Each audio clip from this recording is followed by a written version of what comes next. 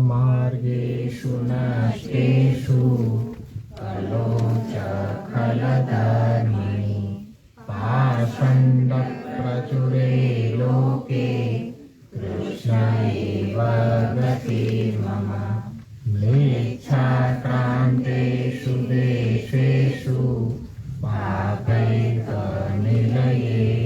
च सत्प्रियाव्यग्रलोकेषु कृष्ण एव गतिर्मम गङ्गादितीर्थवर्येषु दुष्टैरेवावृतेषु तिरोहितादिदेवेषु कृष्ण एव गतिर्मम अहङ्कारविमूढेषु सत्सु पापानुवर्तिषु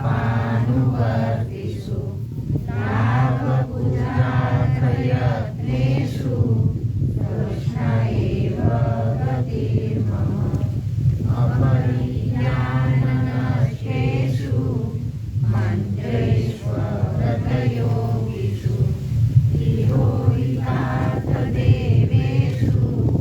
कृष्ण एव गतिर्मम नानावादविनष्टेषु सर्वकर्मव्रतादिषु पाषण्डेकप्रयत्नेषु कृष्ण एव गतिर्मम अजामिलादिदोषाणां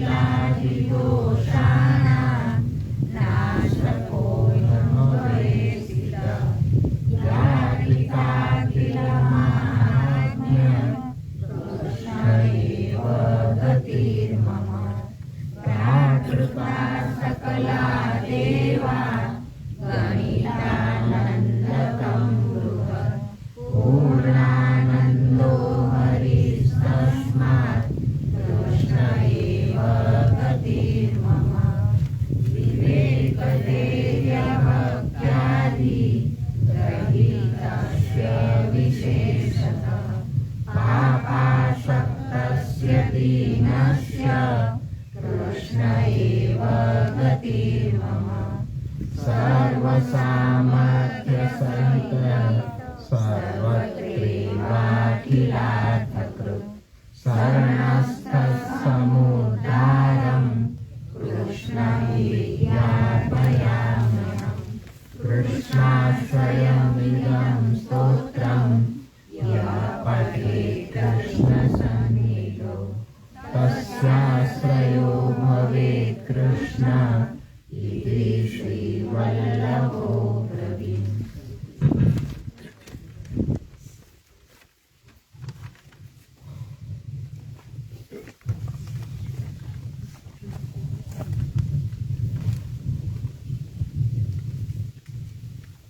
અત્યાર સુધીમાં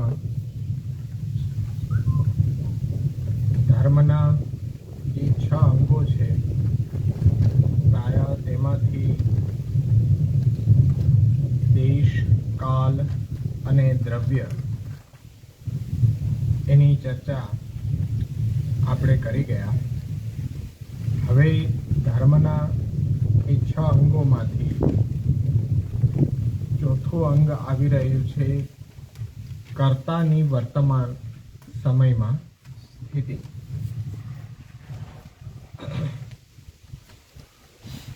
અહંકાર વિમૂઢેષુ સત્સુ પાપાનુવર્તિષુ. ત્યાં મૂળ ટીકામાં જોઈએ તો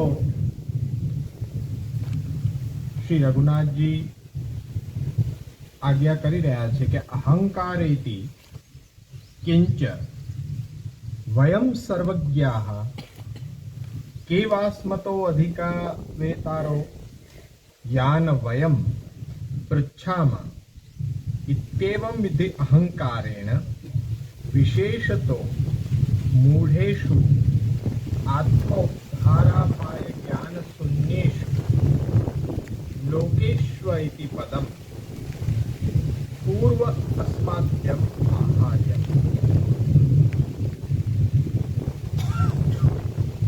અહંકાર શબ્દની વ્યાખ્યા આપ કરી રહ્યા છે કે કલિકાલમાં પોતે જ સર્વજ્ઞ છે અને પોતાનાથી અધિક કોઈને જ્ઞાન છે જ નહીં, અને હવે અમારે કોઈને પૂછવાની આવશ્યકતા રહી નથી. આ પ્રકારનો એક અહંકારની પરિસ્થિતિ કર્તાની બની ગઈ છે. એટલે આવું જે સમજનાર છે એને વિશેષ કરીને મૂઢ કહેવામાં આવ્યો છે.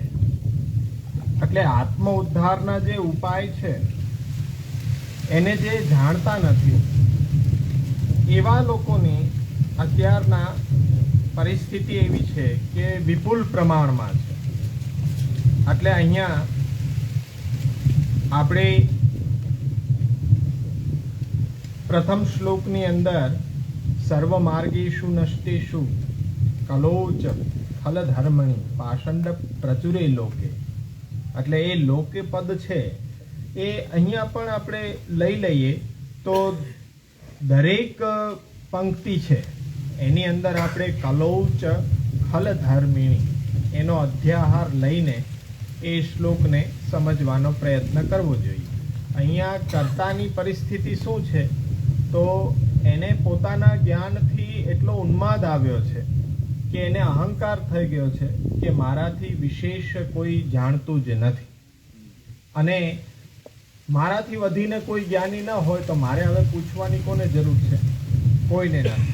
પણ હકીકતે તે કંઈ જાણતો નથી, પરંતુ આ રીતના વિશેષ કરીને એ મૂઢ થઈ ગયો છે. એટલે વર્તમાન સમયની અંદર લોકેશુ પદ અહીંયા ઉમેરવાથી આપણને એમ થશે કે ભાઈ આત્મ ઉદ્ધારનો ઉપાય ખરેખર શું છે એનું અજ્ઞાન અત્યારના વિપુલ પ્રમાણની અંદર છે. અને અજ્ઞાન હોય કે અન્યથા જ્ઞાન હોય એ પરિસ્થિતિ અત્યારના આપણે જોઈ રહ્યા છીએ કે કોઈને પુષ્ટિ ભક્તિ સંપ્રદાયના સાચા સ્વરૂપનું જ્ઞાન મહાપ્રભુજીની કૃપા હોય તો જ એ સમજી શકે, બાકી અન્યથા જ્ઞાન એ વિપુલ પ્રમાણમાં ફેલાયેલું છે. આ પરિસ્થિતિની અંદર કિંચ સત્સુ મહાપુરુષેષુ પાપમ દુષ્ટ આચરણમ અપકારઃ ઇતિ યાવત તમ અનુવર્તયંત અનુતિષ્ઠન્તિ યે તે પાપાનુવર્તિનઃ એવં વિધેષુ સત્સુ અથવા જીવિકાધ્યર્થમપી સત્સુ સત્પુરુષેષુ પાપાનુવર્તિષુ નિષિદ્ધ આચરણ પરેષુ. અહીંયા મહત્પુરુષોની વાત, સત્સુ એટલે મહાપંડિત જન, મહાજ્ઞાની, જેને આપણે જ્ઞાની કહીએ છીએ, એ મહાન પુરુષો પણ પાપ, દુષ્ટ આચરણ, એ દુષ્ટ આચરણ કરનારાઓનું એ લોકો અનુકરણ કરી રહ્યા છે. આવી વિકટ પરિસ્થિતિ આપણી સામે આવીને ઉપસ્થિત થઈ છે. ત્યારે આપણે કૃષ્ણ જ એક મારી ગતિ હો. હવે દુષ્ટજનોનું જે વ્યક્તિ અનુકરણ કરી રહ્યા છે એ બધા પાપાનું વર્તીશું. આજે એ સત્સુ છે, મહાપુરુષો છે, તો એની અંદર પણ આવા દુષ્ટ આચરણ આપણને જોવા મળી રહ્યા છે. દુષ્ટ આચરણ એટલે કેવી રીતના?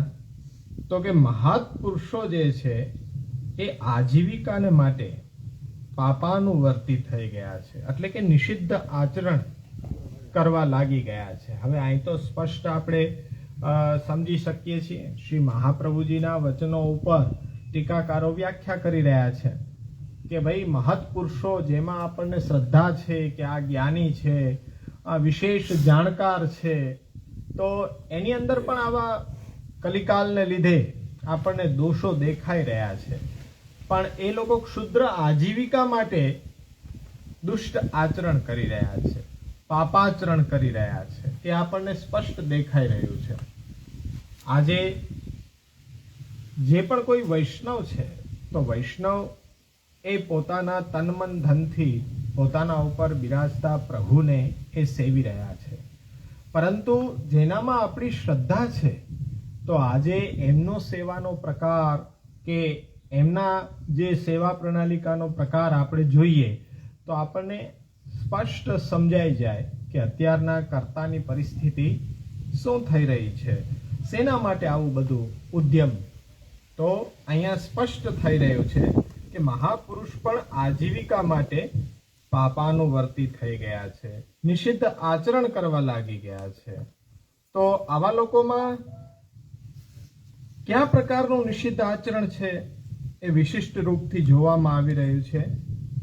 તો આચાર્ય ચરણ ત્યાં લાભ પૂજાર્થ યત્નેશુ કિમ વિશિષ્ટેશુ, નિષિદ્ધ આચરણ, પાપાચરણ કેવી રીતના, તો એનો ખુલાસો શ્રી મહાપ્રભુજી કરી રહ્યા છે. કિમ વિશિષ્ટેશુ તેસુ લાભ પૂજેતિ, લાભો દ્રવ્યાદેહે પૂજા સ્વોન્નતિ પૂર્વકમ લોકકૃત સન્માનનમ અર્થ સ્વપ્રયોજનમ એતત તૃતીય સિદ્ધિ અર્થમેવ યત્ન ઉદ્યમો યેષામ તેષુ સત્સુ કૃષ્ણૈવ ગતિર્મમ. આવા લોકોમાં જે નિષિદ્ધ આચરણ જોવામાં આવી રહ્યું છે એ વિશિષ્ટ રૂપનું થઈ ગયું છે. એટલે કે લાભ, પૂજાર્થ વગેરે શબ્દોથી મહાપ્રભુજી સમજાવી રહ્યા છે. લાભનો અર્થ શું છે કે ધન સંપત્તિ એમને પ્રાપ્ત કરવી છે, વૃત્તિ અર્થમ. એટલે ધન સંપત્તિ પ્રાપ્ત કરવી છે, સાથે સાથે પ્રતિષ્ઠા પ્રાપ્ત કરવી છે. લોકો એને પૂજનીય ગણે, સન્માનીય ગણે. તો એ રીતના લાભ અને પૂજા એના અર્થે આજે એ પાપાનું વર્તીશું, એટલે કે નિષિદ્ધ આચરણમાં આજે એ લોકો બંધાઈ રહ્યા છે. એટલે ભગવત પ્રાપ્તિને છોડીને માત્ર ને માત્ર લાભ માટે, પ્રતિષ્ઠા માટે અને પોતાના સ્વાર્થને પૂર્ણ કરવા માટે આ ત્રણ જ બાબતોની અંદર એ કર્તાનો અભિનિવેશ જોવામાં આવી રહ્યો છે કે એના કારણે એ પાપાનું વર્તીશું કહેવાય છે. કે ભગવત પ્રાપ્તિ જેવો ઉત્તમ માર્ગ પ્રાપ્ત થયો છે, સંપ્રદાય પ્રાપ્ત થયો છે, તમે એ સ્થાન ઉપર બેસીને કે વલ્લભ કુલની અંદર તમે જન્મ લીધો છે, છતાં પણ એ બધી વસ્તુને ભૂલી ફક્ત ત્રણ વસ્તુઓ તરફ જે ભાગી રહ્યા છે, તો આ નિષિદ્ધ આચરણ ત્યાં ટીકા મહાપ્રભુજી કરી રહ્યા છે કે લાભ, પૂજા, યત્નેશુ, આ ત્રણ બાબતોમાં જ એની વધારે પ્રયત્ન જોવા મળી રહ્યો છે. ભગવત પ્રાપ્તિને છોડીને માત્ર ને માત્ર આ ત્રણ વસ્તુઓને પ્રાપ્ત કરવા માટે જે પ્રયત્ન કરી રહ્યા છે એ દુષ્ટ છે. સ્પષ્ટ સાફ કે એ દુષ્ટ છે. ત્યાં પછી આપણા હૃદય ઉપર આઘાત ન થવો જોઈએ કે ભાઈ આવું કહી દીધું, મુખરતા દોષ થઈ ગયો, વાણી આવી તમે વાપરો છો. નહીં, જ્યારે આવું આચરણ જોવામાં આવે છે ત્યારે મહાપ્રભુજી સ્પષ્ટ આજ્ઞા કરે છે કે એ દુષ્ટ છે, એ દુષ્ટ છે. મહત્પુરુષ હોય તોય શું છે, એનું આચરણ છે એ સંપ્રદાયને અનુરૂપ હોવું જોઈએ, એનું આચરણ એટલું વિશિષ્ટ હોવું જોઈએ. પહેલા આચરણ ઉપરથી બોધ મેળવી લેતા. પુષ્ટિ ભક્તિ સંપ્રદાયમાં કેવી રીતના જીવન જીવવું જોઈએ, એક વૈષ્ણવી જીવન કેવું હોવું જોઈએ, તો સંપ્રદાયના આચાર્યોની જીવન પ્રણાલિકા, દૈનંદિન જીવનનું દર્શન કરી અને એ બોધ મેળવી લેતા કે પ્રભુ અર્થે જીવન આ રીતના જીવવું જોઈએ. પેલા ઉપદેશ પણ ન આપવો પડતો. તો આજે ઉપદેશક વર્ગની અંદર આવો દોષ દેખાઈ રહ્યો છે ત્યારે આપણે આંખ તો ન વીંચી શકીએ, પણ એટલું તો કહેવાની આપણી ફરજ આવે જ છે કે મહારાજ ये मार्ग हांसी खेल को नहीं, ये मार्ग हांसी खेल को नहीं है. એટલી તો આપણામાં હિંમત હોવી જોઈએ ને, મહાપ્રભુજીમાં આપણી નિષ્ઠા એવી હોવી જોઈએ.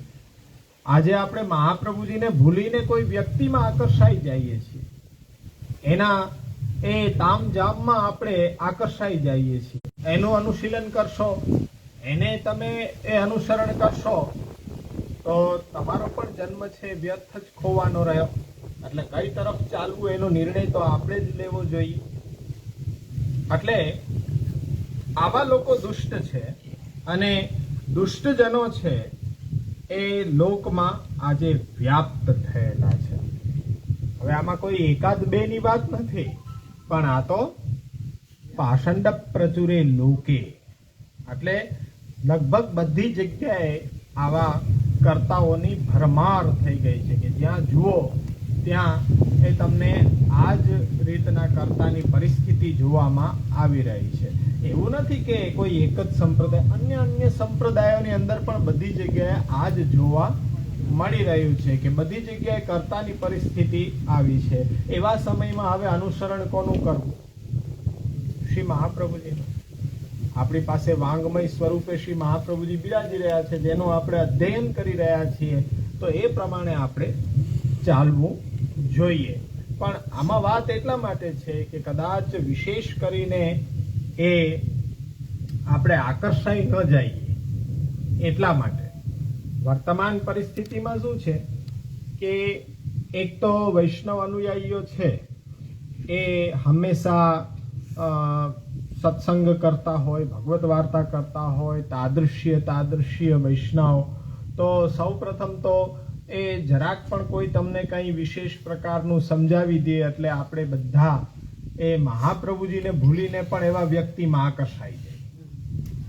તો એ આપણી પહેલી ભૂલ છે કે કોઈ વિશિષ્ટ, અને આપણામાં વિશિષ્ટતા એટલે કે મર્યાદી વૈષ્ણવ, એ કંઈક વિશિષ્ટ એક વર્ગ છે. તો એ કંઈક તમને વાત કરી દે છે કે એ તમને કંઈક સમજાવી દે છે તો એમાં આપણને તરત જ વિશ્વાસ બેસી જાય છે.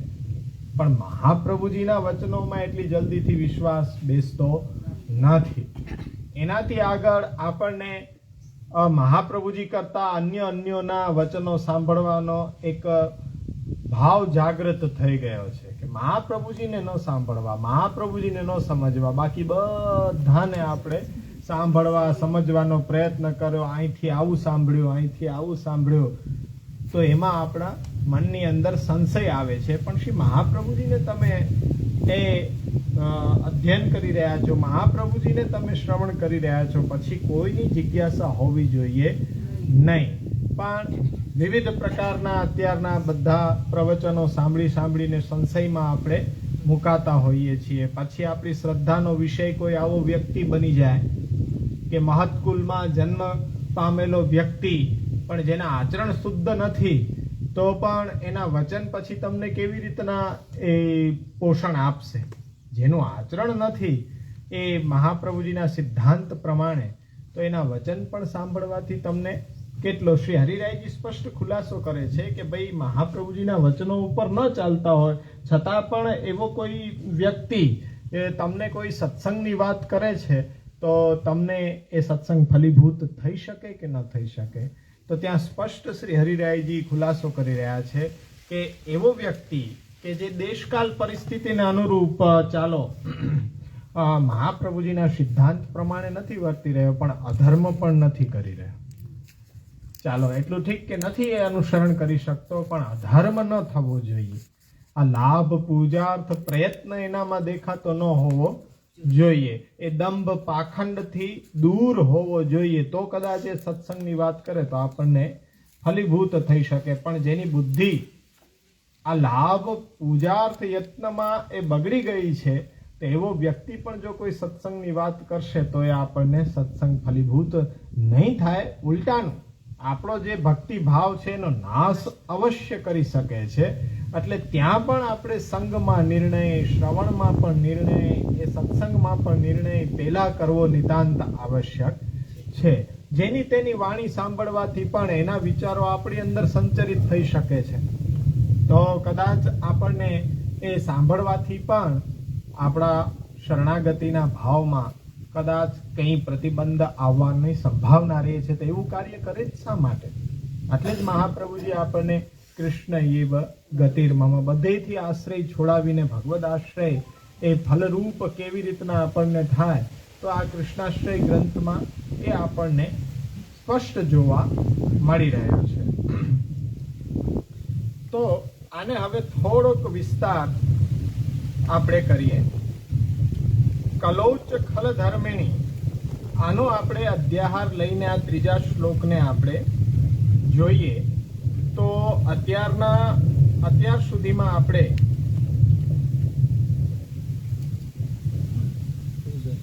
ત્રીજા શ્લોકની અંદર જે તીર્થ આશ્રય, અધિદેવીનો આશ્રય ન કરવો અને કૃષ્ણનો જ આશ્રય કરવો, એ અર્થે તીર્થ પર્યટન એ ભક્તિનું અંગ પણ આપણે જોયું. અને કૃષ્ણ પ્રીતિ ભક્તિને અર્થે જ પ્રભુમાં ચિત્તને પરાયણ રાખીને આશ્રય ભાવથી રહીને તીર્થોમાં પણ વાસ કરવો. અને હવે વાત એ સત્સુ મહત્પુરુષોની આવી રહી છે. તો મહત્પુરુષોની વાત જે આવી રહી છે ત્યારે અહીંયા આપણે જોઈએ તો સત્સુની સાથે કલૌચ ખલ ધર્મિણી એ જોડીને આપણે અર્થ આ ચોથા શ્લોકનો કરીએ. અહંકાર વિમૂઢેષુ સત્સુ, એની સાથે કલૌચ ખલ ધર્મિણી. એટલે ત્યાં એક બહુ સુંદર ટીકાકાર આપણને બતાડી રહ્યા છે કે પ્રભુએ જેની જેવી વાસના આપી તે મુજબ જીવ તેવા કર્મને કરનાર બની રહ્યો છે. પ્રભુ દ્વારા જે વાસના મૂકવામાં આવી, આપણે જોઈએ છીએ તો વાસના 3 પ્રકારની છે. જીવોની અંદર વાસના પ્રભુએ 3 પ્રકારની મૂકેલી છે. સદ, અસદ અને સદ અસદ મિશ્ર. આ 3 પ્રકારની વાસનાઓ છે. તો એ અનુક્રમે કરતા પણ કેવો થશે? હવે આમાં તો ભગવાને જ જીવની અંદર આ વાસનાઓ મૂકેલી છે. એટલે સદ વાસના વાળો છે એ સાત્વિક કરતા છે, એ સાત્વિક કરતા બની રહ્યો છે. અસદ વાસના વાળો છે એ તામસ કરતા બની રહ્યો છે. અને બંને મિશ્ર વાળો છે એને આપણે રાજસ કહેશું. સદને આપણે સાત્વિક કહેશું, અસદને આપણે તામસ કહેશું, અને સદ અસદ મિશ્ર છે એને રાજસ કરતા આપણે માનશું. ત્યારે હવે આ 3 પ્રકારના જીવો જે છે એ જીવો જે તે કર્મ માટે પોતાનું કર્તૃત્વ એ સૃષ્ટિના આરંભમાં જ પ્રભુએ નિયત કરી દીધું છે. હવે એ કોઈ એમાં ફેરફાર થવાની શક્યતા નથી. આપણે કહીએ કે દેવી અને આસુરી, એની અંદર પણ એ પુષ્ટિ અને પછી મર્યાદા જીવ અને આસુરી જીવ એટલે પ્રવાહીની અંદર આપણે ગણીએ. તો ત્યાં પ્રભુએ જ્યારે આરંભથી જ આ કાર્ય નિશ્ચિત કરી દીધું છે, તો પછી અહીંયા આ ત્રીજા ચોથા શ્લોકમાં કર્તાની અસાધકતા કેમ બતાડી છે? પ્રશ્ન ત્યાં ઉદ્ભવે છે કે જો પ્રભુ દ્વારા જ નિયત કરવામાં આવેલું હોય, જેવી વાસના મૂકેલી છે એ જ આધારિત એ લોકો કર્મ કરવાના છે, તો પછી અહીંયા કર્તાની અસાધકતા મહાપ્રભુજી શા માટે બતાડી રહ્યા છે? પ્રશ્ન ત્યાં આવે. આ અધ્યયનનો ક્રમ છે કે અર્થ કરી લીધો, સમજી લીધો આપણે, પણ અહીંયા શંકા એ થાય કે એ જ્યારે નિયત કરેલી વાસના આધારિત કર્મનો કરતા જીવ બનતો હોય તો પછી કર્તાની અસાધકતા શા માટે અહીંયા બતાડવામાં આવી છે?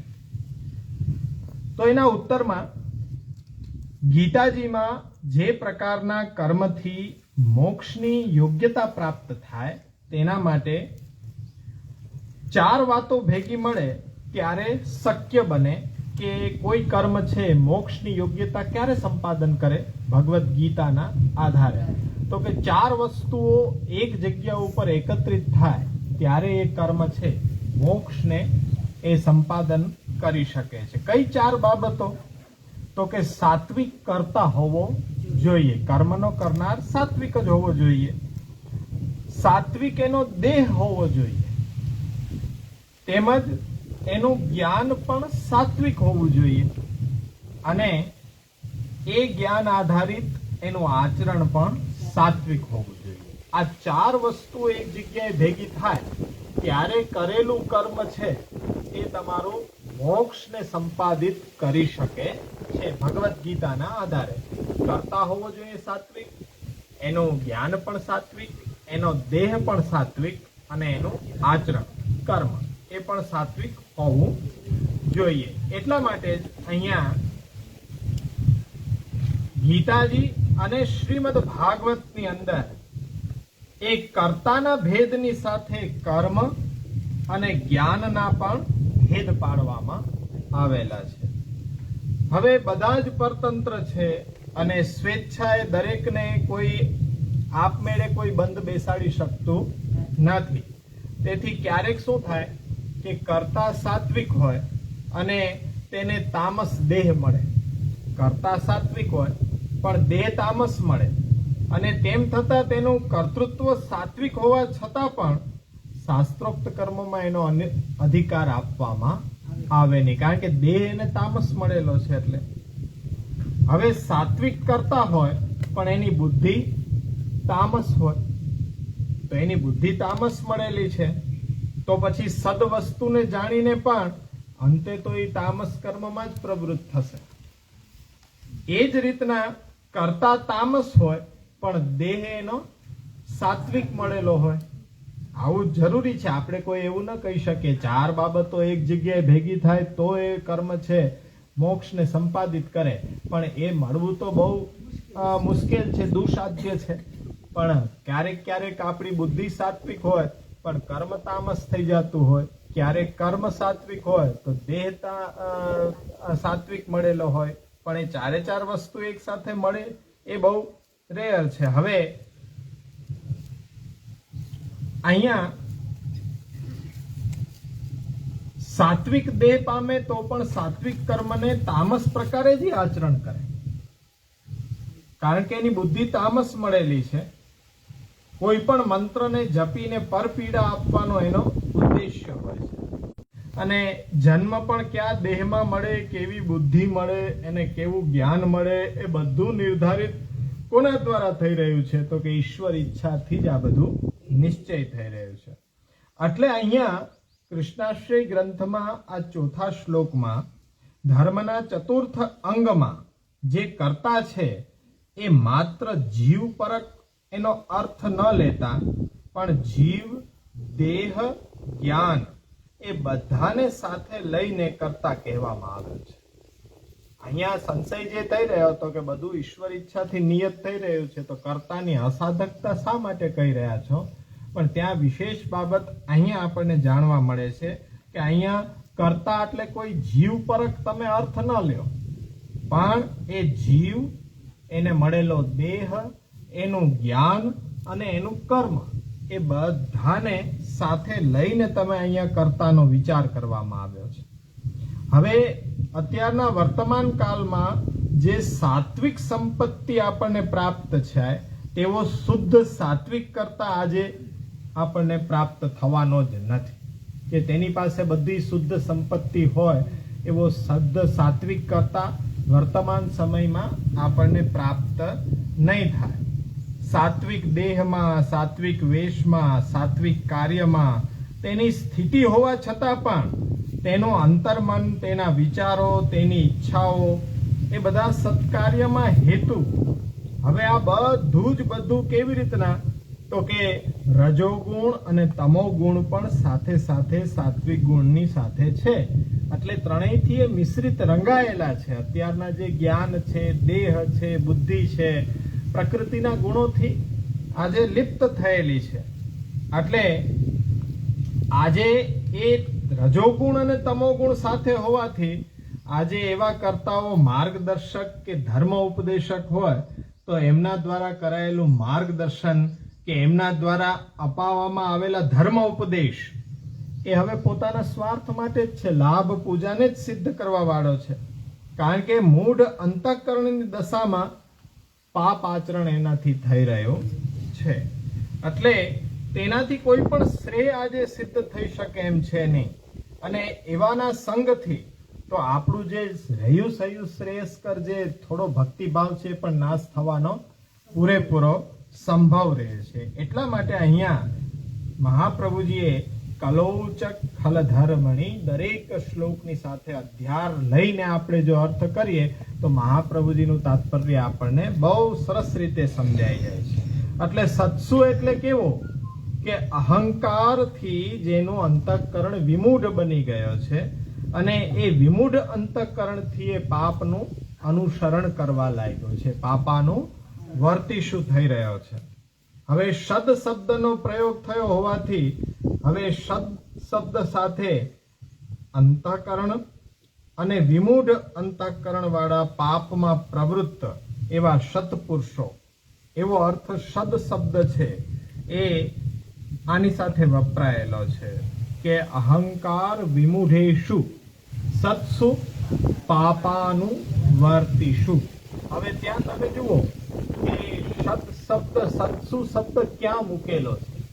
અહંકાર વિમૂઢેષુ પાપાનું વર્તીશુ એની વચ્ચે સત્સુ શબ્દ. દેહલી દીપ ન્યાય કર્મ બંનેને અર્થ લાગુ પડે છે કે જેનું અંતઃકરણ અહંકારથી વિમૂઢ થઈ ગયું છે અને વિમૂઢ દ્વારા એનું કર્મ કેવું? પાપા અનુવર્તીશું, પાપનું અનુસરણ કરનારાઓનું એ લોકો અનુસરણ કરવા લાગ્યા છે. એવું કોનું? સત્સુ મહત પુરુષો. એ સદ શબ્દ ત્યાં વચ્ચે આવેલો હોવાથી બંનેને લાગુ પડે છે. અહંકાર વિમૂઢેશું અને પાપાનું વર્તીશું. એટલે અંતઃકરણ અહંકારથી વિમૂઢ બન્યું છે એટલા માટે પાપમાં પ્રવૃત્ત થયા છે એવા સત્પુરુષો છે. હવે સત્પુરુષો એટલે શું? સત્પુરુષો એટલે શું? તો સત્સંજ્ઞા જે છે એ તમે વિચાર કરો કે સત્સંજ્ઞા ક્યારે લાગે? કે ભાઈ સમાજમાં સત્પુરુષો જેને કહેવામાં આવેલા છે તો એવા સજ્જન વ્યક્તિ કે જે આપણને દેખાતા તો સત હોય ને જે સ્થાન ઉપર બેઠા હોય એ પણ સત સ્થાન છે અને પાછા પ્રવૃત્તિ પણ એ લોકોની સત કાર્યમાં આપણને દેખાવી જોઈએ. પણ આધુનિક જે માર્ગદર્શકો છે, ધર્મ ઉપદેશકો છે, પંડિતો છે, સાધુજનો છે, શાસ્ત્રને જાણકાર છે, ભગવત નામ સંકીર્તન કરવા વાળાઓ છે, એકેને નથી મૂક્યા. કેટલું એ અત્યારના સમયને લીધે ભાગવત કથાકારો છે, સંપ્રદાયના સંચાલકો છે, પછી જેને આપણે સમજીએ પપ્પુ ધધુ છે, તો એ બધા જ જે કોઈ છે પરમ પૂજ્ય ધર્મ ધુરંધર. એટલે એ બધાની સ્થિતિ અંતઃકરણની કેવી છે? આ સત્સુ શબ્દ, સત્સુ સત્પુરુષ કોને કહેવાય? તો આ બધા એમાં આવી ગયા સત્પુરુષની અંદર. એટલે હવે આ બધાની અંતઃકરણની સ્થિતિ કેવી છે? અહંકાર વિમૂઢેષુ પાપાનું વર્તીશું. આજે જુઓ વર્તમાન સમયની અંદર જે પણ કઈ આવે, અલૌકિક કઈ પણ પ્રસંગ આવે એનો લૌકિકમાં કેવી રીતના ઉપયોગ કરવો એમાં એ લોકોને એ કલા નિપુણ હોય. એ લોકો બધા ખબર છે કે રશિયા અત્યારના સમયમાં ચાલે છે તો બધા 25,000 30,000 એના રાખી દીધા. પાપાનું વર્તીશું. હવે જો આપણે એ પણ સાંભળીએ તો પાપાનું વર્તીશું. આવું બધું કેના માટે કરતા છે? લાભ પૂજા, યત્ને શું? બધી વાત સમજમાં આવી જાય. હવે ભાઈ મહાપ્રભુજી ના પાડે છે શ્રીમદ ભાગવતની કથા કરવાની, છતાં પણ કેમ કરતા હશે? અને વલ્લભ વંશજો કેમ વ્યાસપીઠ ઉપર બિરાજીને કરતા હશે 7 દિવસની? કઈ પૂછવાની જરૂર નથી. અહંકાર વિમુનેશું પાપાનો વર્તીશું લાભ પૂજા પ્રયત્નેશું, એટલે આ કાર્યો થઈ રહ્યા છે. તો આ સત્સુ પદની અંદર સજ્જન કોને કહેવાય, સત્પુરુષ કોને કહેવાય? તો આ જેટલા બધા છે બધાને સત્સુ પદની અંદર આવરી લેવામાં આવે છે. પણ એની સાથે પાછું સત્સુની સાથે કલોચ ખલધર્મણી જોઈ કે આ લોકો ધર્મ ધુરંધર તો છે, પણ ધર્મ ખાલી દેખાડવાનો છે. અંતઃકરણમાં ધર્મને અનુસરણ કરવું એવો કોઈ ભાવ એમાં દેખાઈ નથી રહ્યો. એટલે વર્તમાન સમયની અંદર પરિસ્થિતિ આવી થઈ રહી છે. એટલે અહીંયા થોડુંક આપણને એવું જ થાય કે શું સત્પુરુષોની આવી પરિસ્થિતિ છે તો આપણા જેવા જીવોનું શું થાય? લોકમાં સત્પુરુષો એ પણ એક આશ્રયનું સ્થાન ગણાય. જેવી રીતના કાલ છે, બધા કાર્યોની અંદર સમય છે એનો આશ્રય લઈને ચાલતા હોય, દેશ છે એનો આશ્રય લઈને ચાલતા હોય, દ્રવ્ય છે એનો આશ્રય લઈને ચાલતા હોય, તો જ્યાં જ્યાં આશ્રય છે ને એ બધા આશ્રયોને નિરસ્ત મહાપ્રભુજી કરી રહ્યા છે કે એ આશ્રય કરવા યોગ્ય નથી. તો આશ્રય કરવા યોગ્ય તો એક શ્રી કૃષ્ણ જ છે. એટલે એમાં આ સત્સુ પુરુષ પણ આવી જાય, મહાન પુરુષો, મહત પુરુષો કે જે વાત કરી રહ્યો છે ને કે આપણી શ્રદ્ધાનું કેન્દ્ર બની રહ્યા છે, પણ ત્યાંથી આપણને કઈ એવી વસ્તુ પ્રાપ્ત થવાની નથી. એ સ્પષ્ટ વાત છે. કારણ કે ત્યાં તો એ વસ્તુ જોવી પડે કે એનું જ્ઞાન, એનું દેહ, એનું કર્મ, એનું આચરણ, એ બધું એ જો સાત્વિક હશે તો એ આપણને સદુપદેશ આપી શકે. એવા સમયની અંદર કૃષ્ણ એવ ગત મામા. હવે તેના પ્રમાણો આપી રહ્યા છે, શાસ્ત્ર પ્રમાણો છે. આ ભાગવતની અંદર 10મ સ્કંદમાં 48મા અધ્યાયનો 31મો શ્લોક છે કે ન યમ્યાની તીર્થાની ન દેવા મૃચ્છિલ્લામ ભયા તે પુનઃ પુનઃત્યુક્ત કાલેન દર્શનાદેવ સાધવઃ. એટલે કે સત્સંગનો મહિમા આજે ગાનારા છે, સત્પુરુષોનો સંગ એ પણ એક કલ્યાણના અર્થે આશ્રય કરવા યોગ્ય છે. તો એ આશ્રય પણ શાસ્ત્ર સિદ્ધ છે. તો મહાપ્રભુજી આજ્ઞા કરી રહ્યા છે કે બહિર ધર્માભાસ છે પણ અંતર દુષ્ટ છે. આવો કલી અત્યારના તો પ્રચુર માત્રામાં એ ફેલાયેલો છે. તો સ્વ અલ્પ જ્ઞાન છે અને સ્વ અલ્પ દ્રષ્ટિ અને અનુભવ નથી એવી દશાની અંદર તત્કાલ આવો નિશ્ચય કરી લેવો કઠિન છે કે આ વ્યક્તિ સજ્જન છે, સાધુ છે, સત્પુરુષ છે. તમે તાત્કાલિક નિર્ણય ન લઈ શકો. એટલે એ કદાચ ઉતાવળમાં નિર્ણય લેવાઈ જાય તો કદાચ એનો નુકસાન પણ તમારે જ વેઠવું પડે. એટલે મહાપ્રભુજી કહે છે કે અત્યારનો તો કલિકાલ છે અને કલિકાલમાં વળી પાછો બહિર આભાસ ધર્મનો છે, પણ અંતઃસ્થિતિ શું છે એ તો આપણને ખ્યાલ ક્યારે આવે કે એ તો પહેલી આપણે પ્રસંગમાં તો જાણી ન શકીએ. કારણ કે ઠાઠમાઠ તો એવો જ હોય, કારણ કે અંતઃસ્થિતિ ધર્મની હોય કે ન હોય, પણ બહિર આભાસ કેવો હોય એ તો તમને કહેવાની આવશ્યકતા જ નથી ને. એ તો તમે નિત પ્રતિદર્શન કરો, જોવો છો કે ભાઈ ઠાઠમાઠ ને એવું બધાને આંજી દે એવો જ હોઈ શકે.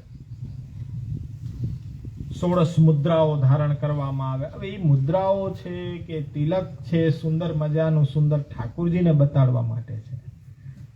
પ્રભુની સેવાની અંદર પ્રભુ જેવા થઈને જવું. સાધન દીપિકામાં શ્રી ગોપીનાથજી આજ્ઞા કરે કે પ્રભુની સેવામાં આપણે પ્રભુ જેવી રીતના શૃંગાર ધરે એવી જ રીતના શૃંગાર ધરીને, 16 મુદ્રાઓ ધરીને, શંખ ચક્ર ગદા પદ્મ બધે ધરીને પછી એ ઠાકોરજી સન્મુખ જવું તો ઠાકોરજીને પ્રસન્નતા થાય. બહાર દેખાડવા માટે નહીં. આ તો અહીંયા હવે થઈ ગયું આવડું કે ભાઈ એ બહાર જાય ત્યારે સિંગાર ભરે કે ત્યારે એ કદાચ ગૌમુખીમાં ફેરવવાની માળા એ 2 4 ધરી લે. વિષ્ણુ સ્વામી સંપ્રદાય મતાનુવર્તી શ્રી અસ્તમાં પાછા એ માલાઓ વીંટીને પધારે. આવી માલાઓ દેખાડવાની શું હોય ગૌમુખીની અંદર ગુપ્ત રીતે? એ તો આપણા જપપાઠ માટે છે. પણ તમને એવું લાગે કે સત્પુરુષ કોઈ મહાન પુરુષ આવી રહ્યા છે એવું એક ખાલી ઓપ બતાડવા માટે છે. પણ મહાપ્રભુજી કહે છે કે વર્તમાન સમયમાં આવો નિર્ણય કરવો બહુ કઠિન છે. કેવો પુરુષ સાધુ છે, સત છે એ જાણવું બહુ મુશ્કેલ છે. અને બધી જગ્યાએ બહિર ધર્માભાસ થયેલો છે. એટલે આધુનિક સમયની અંદર મનુષ્યની જો બુદ્ધિ દ્રષ્ટિ છેતરાઈ જતી હોય છે એની પૂરેપૂરી શક્યતા પણ વર્તાઈ રહી છે. આજે તમને એ ખાલી આંજવા હોય તો પછી એ ચવર છત્ર બધું રાખીને પધારે તો કોણ ન અંજાઈ જાય બધા? કે કોઈ ધર્મ ધુરંધર જ હશે કે ન હોય? એટલે કહેવાય તો નહીં, પણ હવે 3-4 વખત અમે ક્યાંક પધરામણી હોય અને 3-4 વખત બ્યુટી પાર્લરમાં જઈ આવીએ તો તેજ થઈ જાય ને. કેવા તેજસ્વી, એટલે કેવા તેજસ્વી! આમ એમ લાગે કે ખરેખર મહાપ્રભુજીના વંશજ. બહિર ધર્માભાસ. પછી એ જરાક બોલે ને તો કાળા થઈ જાય. એ બધો મેકઅપ ઉતરી જાય. એટલે ન બોલે ને ત્યાં સુધી એ ગોરા ભગવાન, પણ બોલે એટલે એ કાળા થઈ જાય. ત્યારે એને બધું ખબર પડી જાય કે એ કઈ સમજતા નથી, જાણતા નથી. પણ એ બોલવાની હવે આવશ્યકતા જ નથી. આ તો એટલી મહેનત કરો, આટલું બધું ભણાવો, આ તે, પણ કે અમુકને તો બોલવાની આવશ્યકતા પડતી નથી. બહિર ધર્માભાસ એવો છે કે બધા ઓળ ઘોળ એમ. પરંતુ અત્યારના આપણી બુદ્ધિ છે એ કદાચ છેતરાઈ જવાનો પૂરેપૂરો સંભવ રહે છે. કે આજના સમયની અંદર ભ્રાંતિ જ એટલી વધારે છે કે જ્યાં ત્યાં આપણે દંભ આડંબરો અને એ જગ્યાએ આપણે બધું જોઈ રહ્યા છીએ. કે હવે ખરેખર તમને આભાસ તો એવો બતાડવામાં આવી રહ્યો છે કે જાણે સતયુગ ચાલી રહ્યો છે. ધર્મ પ્રચાર કરવા માટે એટલા હોર્ડિંગો મારવામાં આવી રહ્યા છે, ગલીએ ગલીએ પ્રચાર પ્રસાર કરવામાં આવી રહ્યા છે. હવે એ તો જુઓ ત્યારની વાત છે, પણ અત્યારના આપણે અનુભવ તો કરી જ રહ્યા છીએ કે નહીં? ગલીએ ગલીએ, એપાર્ટમેન્ટના દ્વારે દ્વારે, એપાર્ટમેન્ટની અંદર તમે ઘરેથી નીચે ઉતરો, ઉપર ચડો, લિફ્ટે એમ કહી શકાય. કેટલો બધો પ્રચાર, મોટા મોટા હોર્ડિંગ ન જોવો હોય તોય દેખાઈ જાય, મોતિયો હોય તોય સ્પષ્ટ વચાય, એવડા તો મોટા અક્ષરે. આટલો બધો ઓવર જ કંઈક થઈ રહ્યો છે. એવું લાગે કે આ તો કંઈક પ્રચાર પણ વધી ગયો. એટલી બધી જરૂર નહોતી. તમને ખબર પડે, તમને અઠવાડિયા સુધી એ જ મોબાઈલમાં, ટીવીમાં, છાપાઓમાં બધે એ જ દેખાવા માંડે, ત્યાં જ સમજી જવું જોઈએ કે આ કંઈક દાળમાં કાળું છે.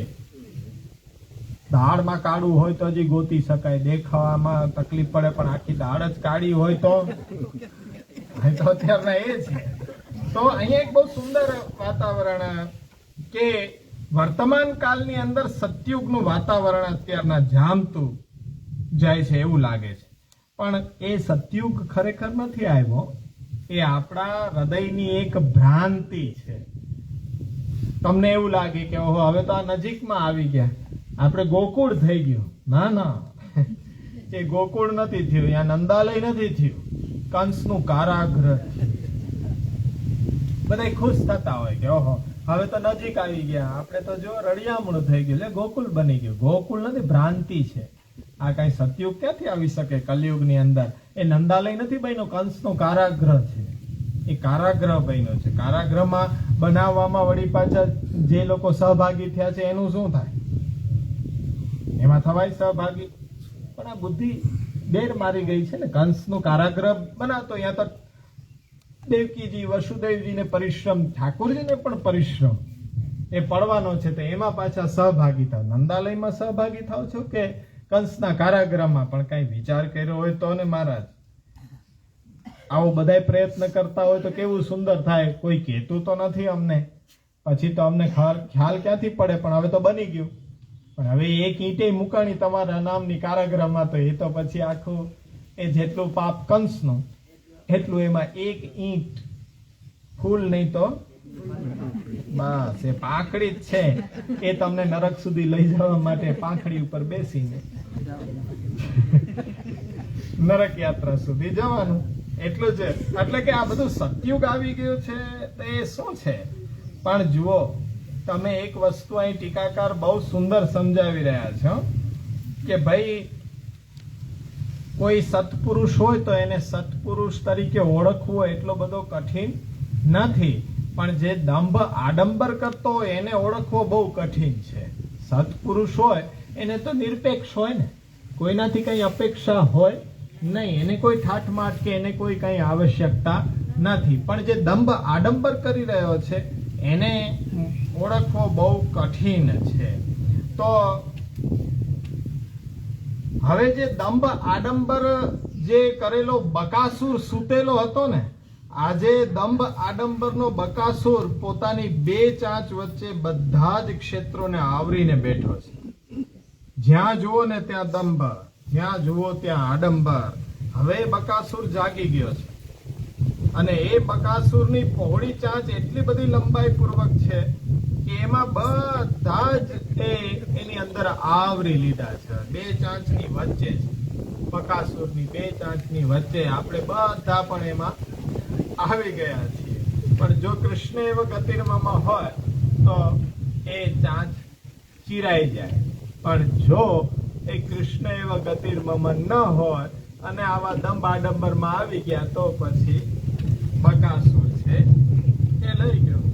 એટલે અહીંયા એ વાત સમજવાની છે કે કૃષ્ણ જ આશ્રય આપણો હોવો જોઈએ.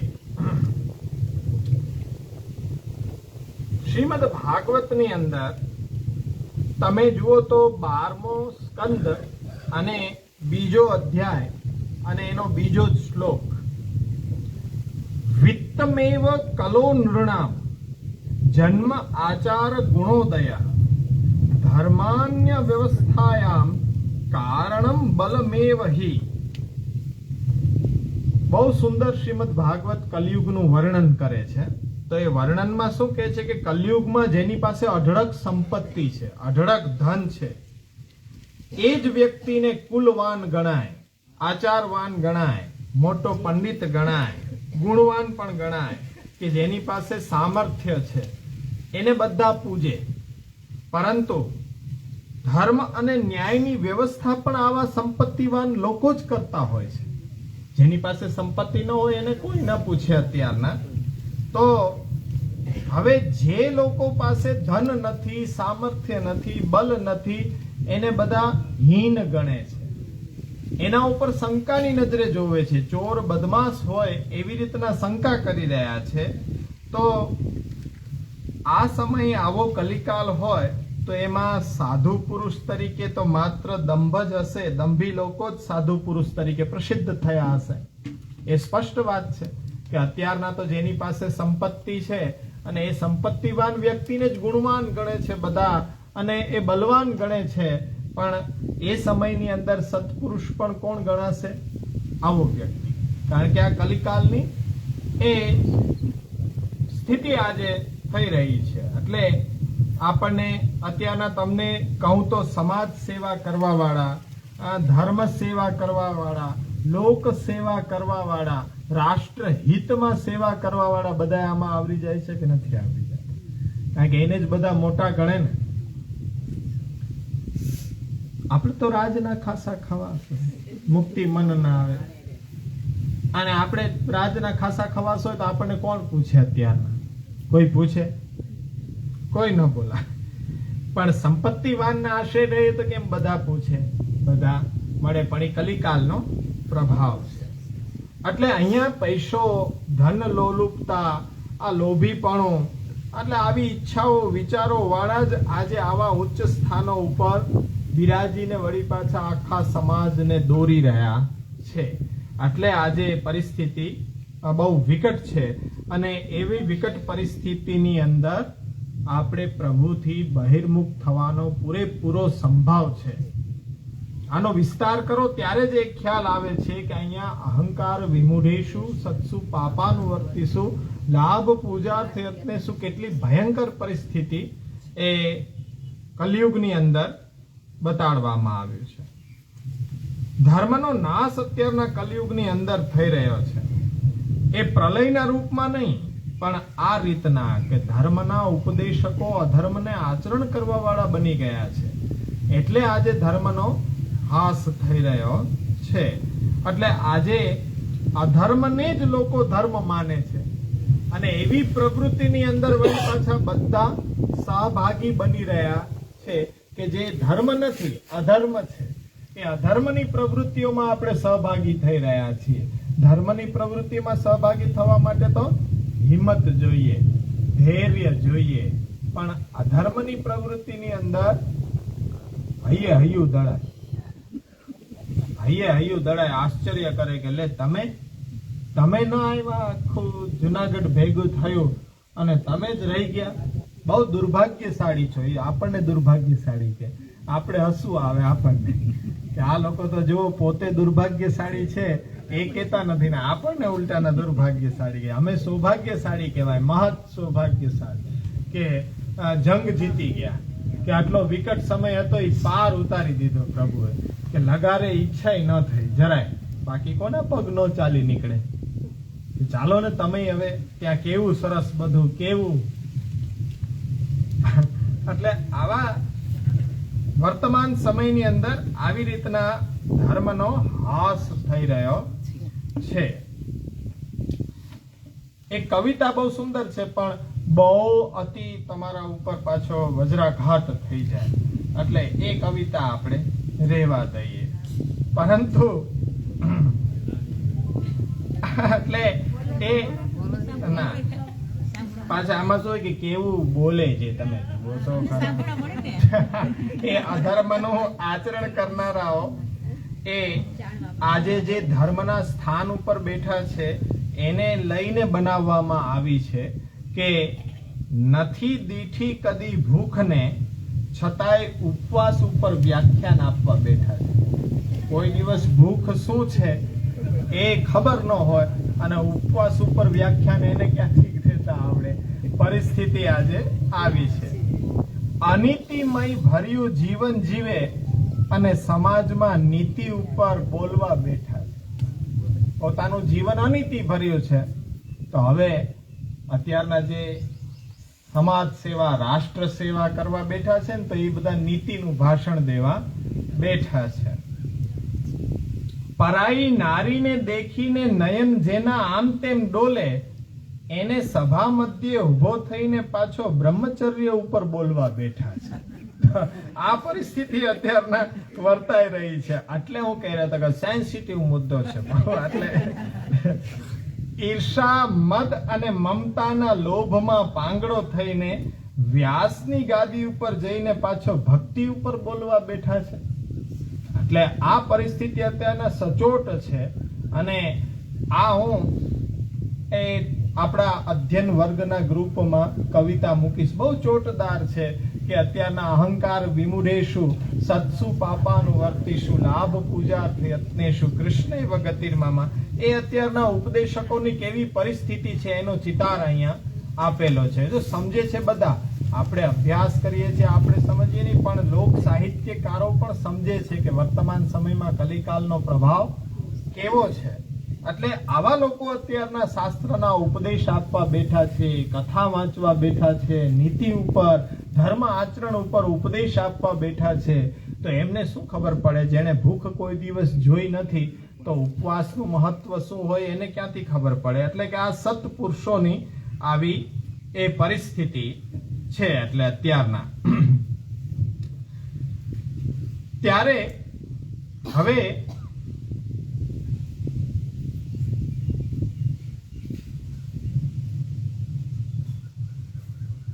એક વિચાર કરવામાં આવ્યું છે કે પહેલાના સમયની અંદર આ જ યુગમાં કલિયુગની અંદર જ આવું થાય છે એવું નથી, પણ જો સતયુગથી આરંભ કરો ત્યારે પણ કલિકાલ તો હતો જ.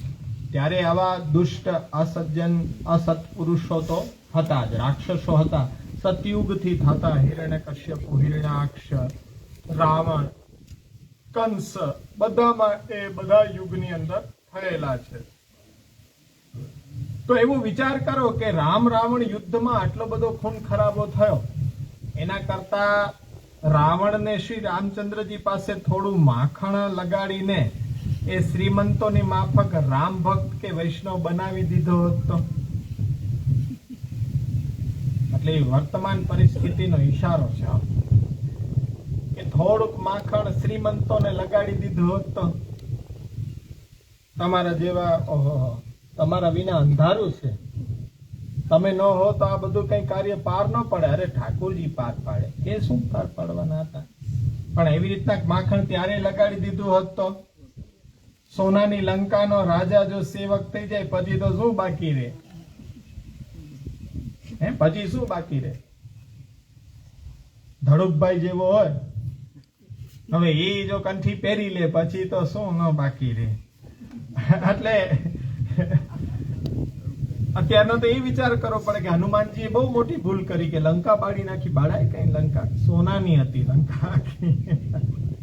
એટલે ભાગવતની અંદર આનું બહુ સુંદર ઉદાહરણ છે. સુખદેવજી આરંભમાં જ વર્ણન કરી રહ્યા છે કે સરળ ઉપાયોનું ખંડન કરીને સમાજને આખી ઊંધી દિશામાં શા માટે વાળવાનો પ્રયત્ન થઈ રહ્યો છે. તો એ સુખદેવજી ભાગવતના દ્વિતીય સ્કંદનો 2 અધ્યાયનો 5મો શ્લોક. ભાગવતની અંદર કેવી રીતના અધ્યયન છે કે અધ્યયન પદ્ધતિથી કરો તો ભાગવતની અંદર સર્વ વિદ્યાઓ છે. એટલે જ મહાપ્રભુજી આજીવન ભાગવતનું પારાયણ કરવાની આજ્ઞા કરી. ત્યાં ભાગવતના દ્વિતીય સ્કંદના 2 અધ્યાયના 2 શ્લોકમાં કહેવામાં આવ્યું છે કે ચિરાણી કિમ પથી ન સંતિ દિશંતિ ભિક્ષા નેવાંગ્રીપાહ પરભૃત સરિતો અપ્ય સુષ્યન રુદ્રા ગુહા કિમજિતો અવતિ નોપસન્ના કસ્માદ ભજંતી કવયો ધનુર્દમંધાન. જ્યારે ભગવાને બધી જ સુવિધાઓ આપણને આપી છે તો બીજાનો આશ્રય કર્યા વિના પણ જ્યારે કાર્ય સિદ્ધિ થઈ જતી હોય તો પછી જ્ઞાની કે બુદ્ધિજનો કે ભક્તો કે ધનના મદમાં આંધળા થયેલા, ધનનો દુષ્ટ ગર્વ અહંકાર જેને છે અને ધન સિવાય કે પોતાની સત્તા સિવાય બીજું કઈ વિચારી જ નથી શકતા, એવાનો શા માટે આપણે આશ્રય કરીને બેસવું જોઈએ? કેટલો આપણા આશ્રયને બલ આપનાર એ સુખદેવજી વાક્ય કહી રહ્યા છે. તો આ વાત સાંભળીને કોઈ વ્યક્તિએ પેલા તર્ક કર્યો કે ભાગવતના શ્લોકની અંદર પણ સુખદેવજીએ ભાગવત તો પરીક્ષિત જેવા સમ્રાટ ચક્રવર્તી રાજાને શ્રવણ કરાવ્યું, તો કોઈ ગરીબ તો સામે બેઠો નહોતો. અને પરીક્ષિત જેવાને સાંભળવાથી જ ભાગવતનો પ્રચાર સર્વત્ર થઈ શક્યો. કોઈ નિર્ધનને જો સંભળાવતા તો માત્ર એ નિર્ધનનું જ ભલું થાત ને. પરીક્ષિત સિવાય બીજા પણ હજારો મરવાના વાકે જીવતા લોકો આ દુનિયામાં છે, પણ તેના માટે સુખદેવજીએ શ્રમ લઈને પરીક્ષિતને જ પ્રસંગ આવતા ભાગવતનો સંદેશ કહેવાનો એ સુખદેવજીએ અવસર ઝડપી લીધો. હવે આવા જે કુતર્કો એ કરનારા આજે દુનિયાની અંદર ભરમાર છે, પણ સુખદેવજીનો આવો ત્યાગ કે ભગવદ આશ્રય અને આવું સાંત્વન શ્રોતાઓ સમક્ષ જો પ્રતિપાદન કરતા હશો તો પછી મહાપ્રભુજીની તો વિચારધારાને ક્યાંથી સમજી શકે? સુખદેવજી ઉપર પણ આવી રીતના અંગુલી નિર્દેશ કરે કે સામે તો એ ધનવાન ચક્રવર્તી સમ્રાટ બેઠો છે ને, પણ મહાપ્રભુજીએ નિબંધ આદિક ગ્રંથોની અંદર ઉત્તમ શ્રોતા, ઉત્તમ વક્તા, મધ્યમ શ્રોતા, મધ્યમ વક્તા, કનિષ્ઠ શ્રોતા, કનિષ્ઠ વક્તા એના ભેદ આપણને સમજાવ્યા. સુખદેવજી કેમાં આવી રહ્યા છે? ઉત્તમ. ઉત્તમ વક્તાના લક્ષણો બતાડીને આચાર્ય ચરણે સુખદેવજીને જે ઉત્તમ વક્તા ગણાવ્યા અને મહાપ્રભુજીના સિદ્ધાંતમાં થયેલી ભૂલને પણ સુધારવાનો જો કોઈ આજે પ્રયત્ન કરતો હોય તો પછી એને આપણે ધન્ય ધન્ય જ કહેવું પડે કે આમ નહીં. એનો અર્થ આ રીતના થાય, તત્ સિદ્ધઈ તનુ વિત્તજા.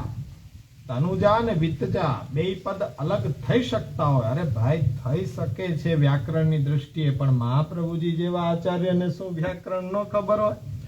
નથી કર્યા, કારણ કે કરતા એક જ ગણ્યો છે આપણે.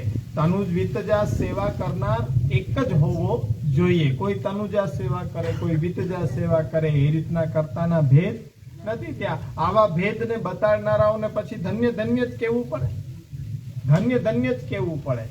એમણે કીધું ને કે રંચક પ્રસાદ લઈએ તો મધ્યમ અધિકારી થઈ જવાય, બહુ પેટ ભરીને લઈએ તો હીન અધિકારી કહેવાય, અને પોતાના શોખ મોજ માટે જો બધો પૈસો વાપરીએ તો જગન્ય અધિકારી કહેવાય. પણ જગન્ય શા માટે થવું છે? ઉત્તમ જ અધિકાર મહાપ્રભુજી આપી રહ્યા છે તો ઉત્તમ જ થાવ ને. શા માટે એના માટે પ્રયત્ન ન કરવો જોઈએ? તો આજે આપણા સંપ્રદાયની અંદર આવી પરિસ્થિતિ ઘટિત થઈ રહી છે. એટલે અહીંયા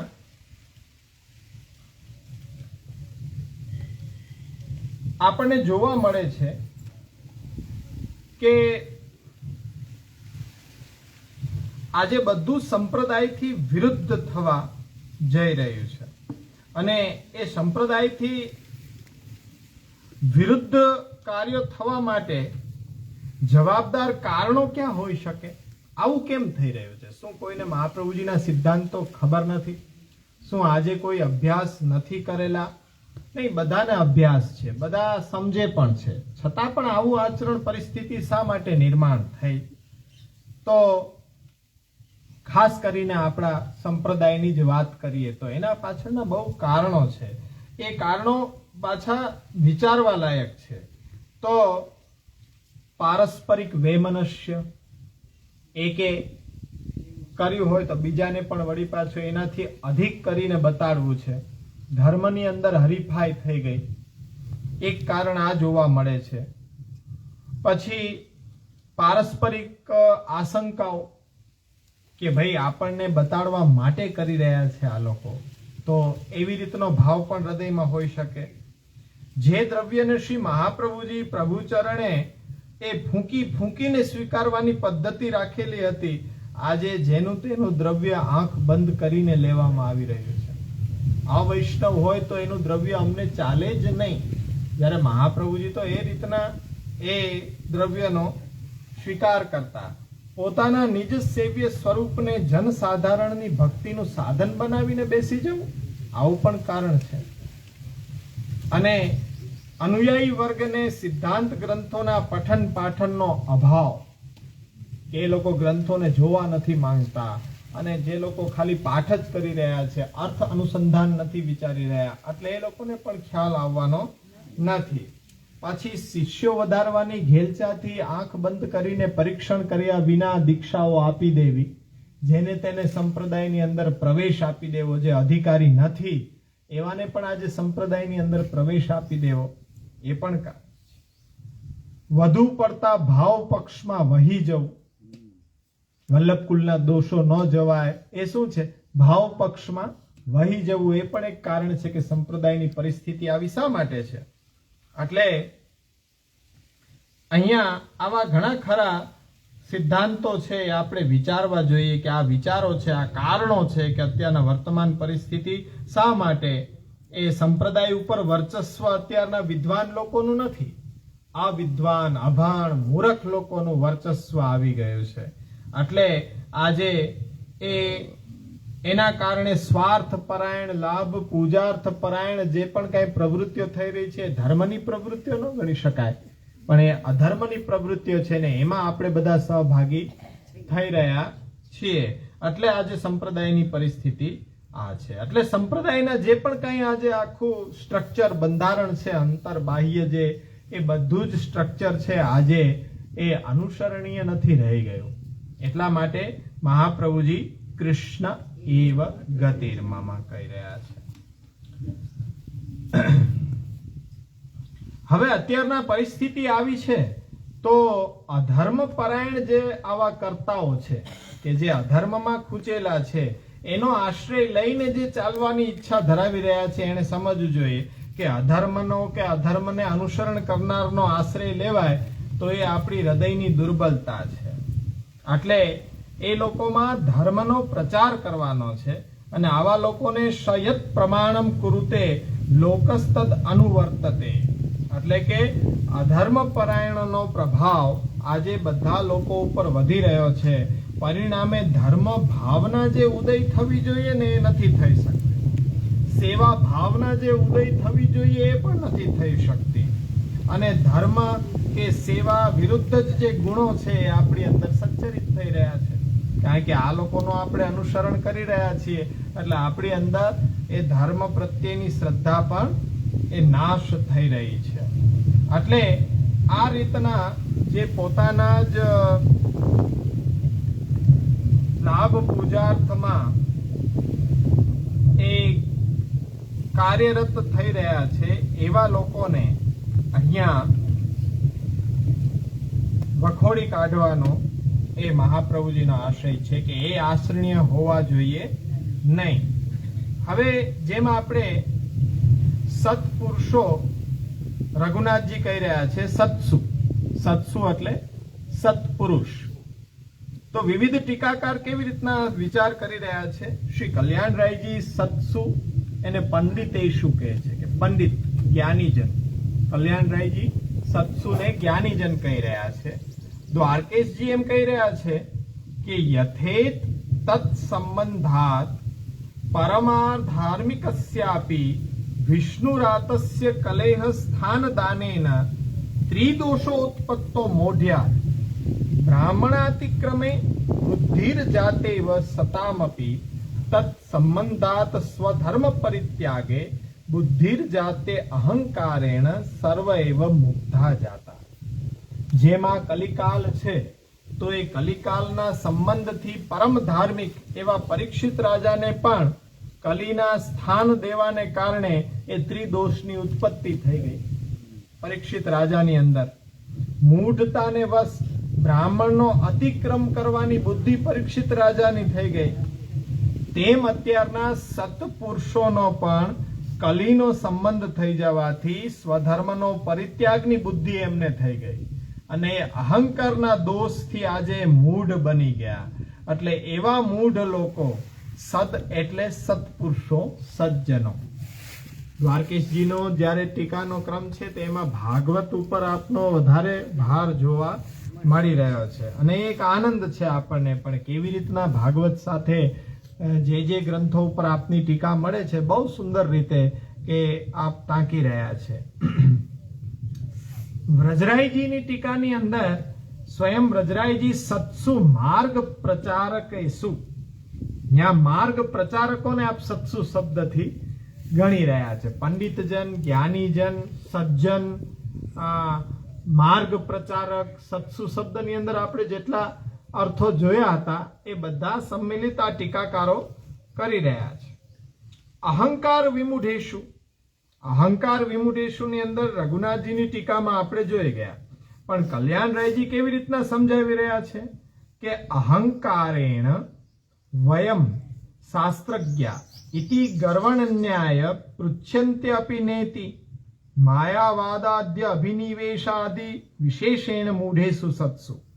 અમે જ લોકો શાસ્ત્રના જાણકાર છે એવો ગર્વ જેની અંદર થઈ ગયો છે એ લોકો બીજાને કોઈને પૂછવાની તસ્દી લેતા નથી અને માયાવાદનો અભિનિવેશ એની અંદર થઈ ગયો હોવાથી એની બુદ્ધિ મૂઢ થઈ ગઈ છે. એ પ્રકારે અત્યારના એ અહંકાર વિમૂઢેશુ થઈ ગયા છે. અને દ્વારકેશજી સ્વયં જણાવી દીધું કે જેમ પરીક્ષિત રાજાએ કલીને રહેવા માટેનું સ્થાન આપ્યું એ સ્થાનના કારણે એ બુદ્ધિમાં કલીનો સંસર્ગ થવાથી બ્રાહ્મણનો અતિક્રમ પરીક્ષિત રાજા દ્વારા કોઈ દિવસ ન થાય પણ કલીના પ્રભાવને કારણે એવું કાર્ય પણ એમના દ્વારા થઈ ગયું. વ્રજરાયજી કહી રહ્યા છે કે અહંકારેણ પાંડિત્ય અભિમાનેન વિશેષતો મૂઢેશુ સત્સુ. અહંકારથી, પોતાના પાંડિત્યના અભિમાનથી બુદ્ધિ છે એ વિમૂઢ બની ગઈ છે. એ અહંકાર વિમૂઢે શું?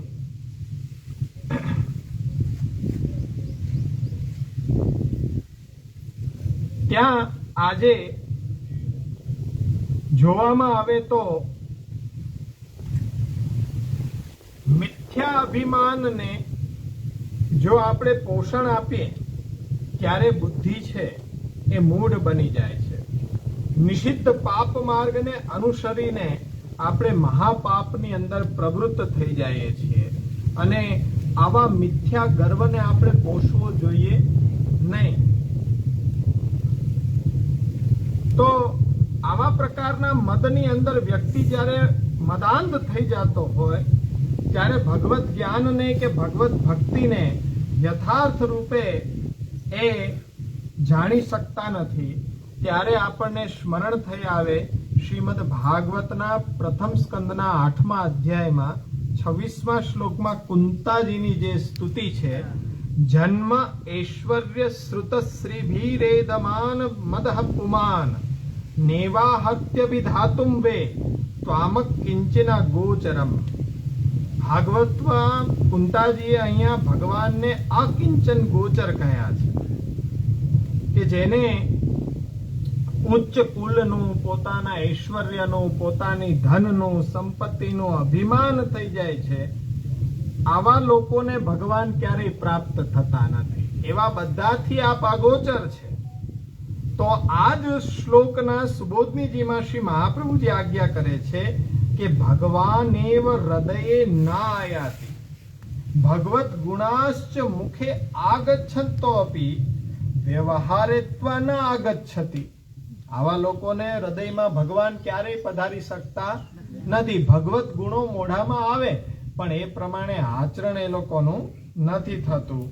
અને શૌચે ગંગા જલવત, ગંગાજીનો એવો મલ પ્રક્ષાલન અર્થે ઉપયોગ કરવો, એવો અર્થ અહીંયા કરે છે કે અકિંચન ગોચરત્વ સ્વભાવત્વા. આવા જે મદવાળા મદાંધ લોકો છે એના મુખથી ભલે ભગવત ગુણ એ લોકો ગાય છે તો પણ તેમની વાણીમાં ભગવાન નામનું વ્યવહાર માત્રથી જે હોય છે, એમના હૃદયમાં ભગવાન ક્યારેય પધારતા નથી. એમની મોઢાની વાણી સાંભળવી એ ગંગાજલનો પ્રયોગ મલ પ્રક્ષાલન માટે કરવો એવું કાર્ય ગણાય છે. હવે જે સાંભળવા વાળા છે પણ એને પણ કોઈ એ ભગવત નામનું ફલ નથી મળતું, કારણ કે આવા બધા મદવાળા છે એનાથી ભગવાન છે અગોચર છે. એને ક્યારેય ભગવાન પ્રાપ્ત થતા નથી, કારણ કે ભગવાનનો સ્વભાવ જ અકિંચન ગોચર છે. આવા મદમાં અંધ થયેલા લોકોને એ ભગવાન ક્યારેય પ્રાપ્ત થતા નથી. અને શાસ્ત્રાર્થમાં આપણે સમજ્યા છીએ કે મહાપ્રભુજી આવા લોકો માટે અયમેવ મહામોહ હિદમેવ પ્રતારણમ યત કૃષ્ણમ ન ભજેત પ્રાજ્ઞ શાસ્ત્ર અભ્યાસ પરાકૃતિ. એટલે આ જ એની મહાન મુગ્ધતા છે, મોહ છે કે જ્ઞાન ક્રિયા શક્તિ વાળો હોઈને પણ, શાસ્ત્રના અભ્યાસમાં ઉત્તમ હોઈને પણ, સર્વસંમત એવા વેદોમાં જેનું અનેક પ્રકારે પ્રતિપાદન થયેલું હોય એવા શ્રી કૃષ્ણને ભજવાની ઈચ્છા કરતા નથી. શાસ્ત્ર અભ્યાસ શું કામનો કે જે ભગવત સેવામાં આપણું ચિત્ત એ પ્રવૃત્ત ન કરે, એવા પછી શાસ્ત્ર અભ્યાસ શું કામના? એટલે ભગવત જ્ઞાન ન થયો અને મિથ્યા જ્ઞાનની અંદર અભિનિવેશ થઈ ગયો અને એવો અભ્યાસ કે જેમને પ્રભુ તો પ્રાપ્ત ન કરાવ્યા પણ ફલ રૂપે સંસાર પ્રાપ્ત કરાવ્યો. આવી વિદ્વતા શું કામની? કે જે વિદ્વતા, આવી કલા શું કામની? કે એ કલા ઠાકોરજીને રીઝવી, ઠાકોરજી પણ તાલ દેવા લાગે, એટલું એ સાચી કલા છે. અને એ કલાના ન્યોછાવરમાં સોનાના કળા ગિરધરજી વારી દે. ગુસાઈજી એમ કે ખાલી કળા બહુ ઓછું કહેવાય, આમાં તો તમારે સર્વસ્વ વારી દેવું જોઈએ. આ આપણા સંપ્રદાયની જે કલા છે, સંગીત કલા, એની આ ઉચ્ચતમ અવસ્થા છે. પણ આજે આપણે એને 25-30 હજારમાં વેચતા થઈ જઈએ તો પછી એ મનોરંજન જ થઈ ગયું ને, એમાંથી સંસાર જ પ્રાપ્ત થાય ને, ભક્તિ ક્યાંથી પ્રાપ્ત થાય? એટલે મારો તો વિચાર એવો છે કે ગમે તેટલો મોટો સંગીતકાર હોય, શાસ્ત્રજ્ઞ હોય, અને એ જો કીર્તનો માટે જો રૂપિયા લેતો હોય એના કરતા આપણે સારા ખાલી લીટી લીટી વાંચી લઈએ તો પ્રભુએ માની લે. નટવર છે ને, કેમ ન માને? આપણે ખાલી વાંચી લઈએ ને તો આજ બીરજ મેં હોરી હે રસિયા, આમ વાંચી લઈએ તોય પ્રભુને બહુ આનંદ આવે. પણ જે ઓલો ઉઠીને તાનમાં નાચવા માંડે ને ઉપરનો લઈ લઈએ ને આમ કરવા માંડે, પણ એ 15-25 હજાર ઠેરવીને આવ્યો હોય તો એ કઈ આનંદ નથી. ત્યાં કઈ પ્રભુનું એ લીલાનું અવગાહન નથી. એના કરતા આપણે વાંચન કરી લઈએ શબ્દનો, એ ઉત્તમ.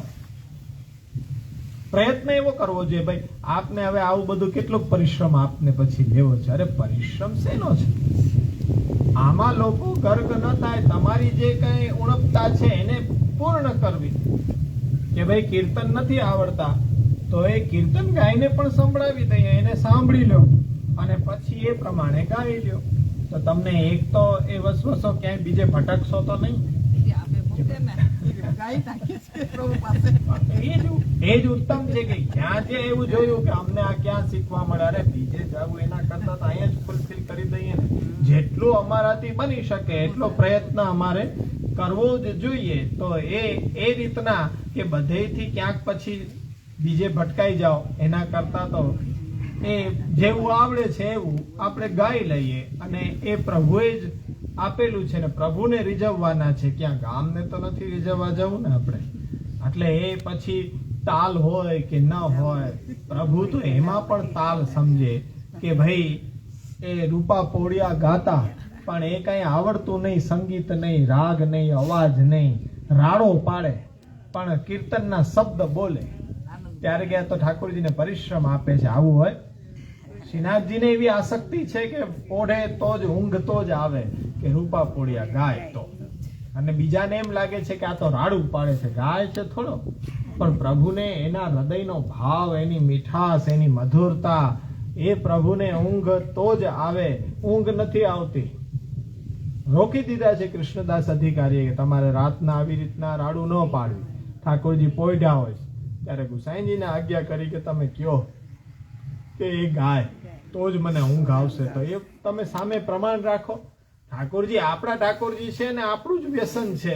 ઓલું આપણે ચાલુ કરી દઈએ કે આ કીર્તન ચાલુ કરો તો આમાં પછી આપણે લાલ ગોપાલ નહીં, ઠાકોરજીને આનંદ નથી. આમાં ચાલુ ન કરો. એમને આનો એ આસક્તિ નથી. તમારા શબ્દો સાંભળવાની આસક્તિ છે. તમે ભલે એ બોલો તો પણ પ્રભુ આનંદથી એ ખેલશે.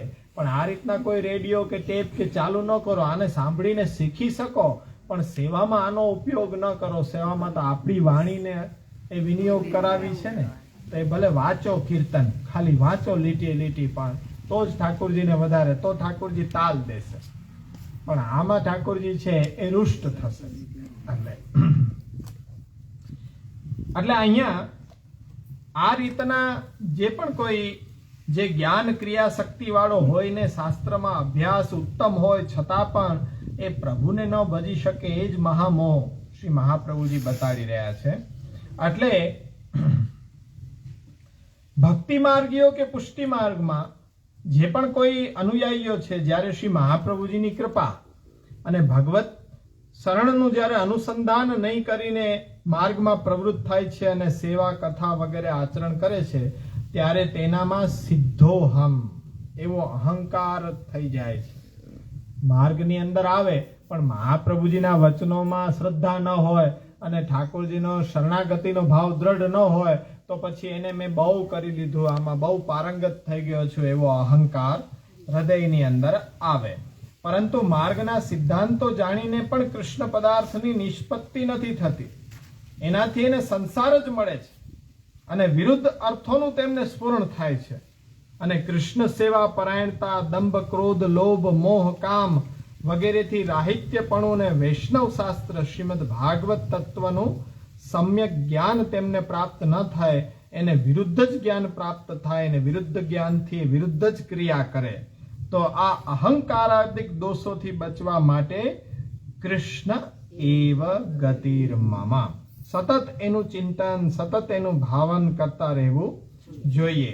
કારણ કે આપણે વિવેક ધૈર્યાશ્રયમાં ભણી આવ્યા, અભિમાનશ્ચ સંત્યાજ્ય સ્વામ્ય અધિનત્વ ભાવનાત. આવા અહંકારથી બચીને રહેવું જોઈએ. અહંકાર વિમૂઢેષુ. હવે એનાથી અહંકાર વિમૂઢેષુથી શું થઈ રહ્યું છે? પાપાનું વર્તિષુ. તો પાપાનું વર્તિષુ ને શ્રી કલ્યાણરાયજી એમ કહી રહ્યા છે કે પાપાન પુંસઃ પાપમ વા અનુવર્તન્તે. પાપ અને પાપી પુરુષ અને તેનું અનુવર્તન કરનાર, પાપ દુષ્ટ આચરણનું અનુવર્તન કરનાર એ પાપાનું વર્તિષુ. દ્વારકેશજી સમજાવી રહ્યા છે કે પાપા નિષિદ્ધ કૃતિભિ તત્ફલ રૂપતામ પ્રાપ્તા તદત વિષય ભોક્તૃત્વેનાનુવર્તિત્વ.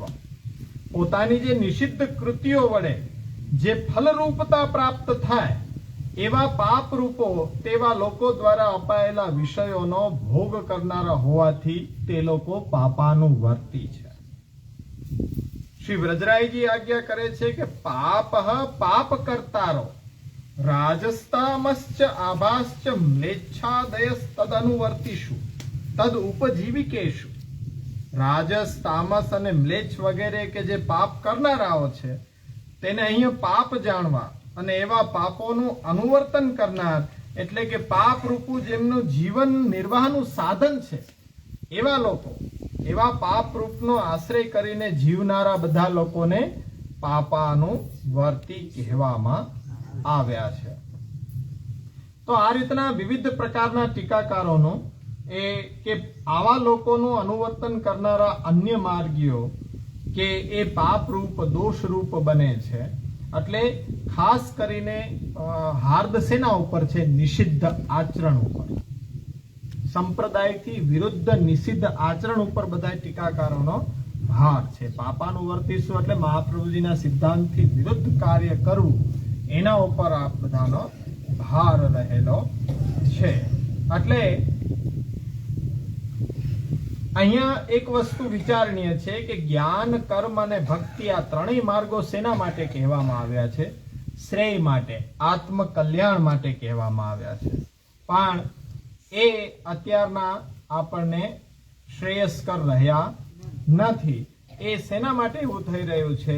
તો એનો વિચાર આપણે આ કૃષ્ણાશ્રય ગ્રંથની અંદર ધર્મના જે 6 અંગો છે એને આપણે વિચાર કરી રહ્યા છીએ. તો એમ ખબર પડે કે અત્યારના એ માર્ગો સર્વ માર્ગેષુ નષ્ટેષુ, એમાં ફલ સાધકતા રહી નથી. ફલને મેળવવા માટે એમાં આપણને સહાયક થવા માટે રહ્યા નથી.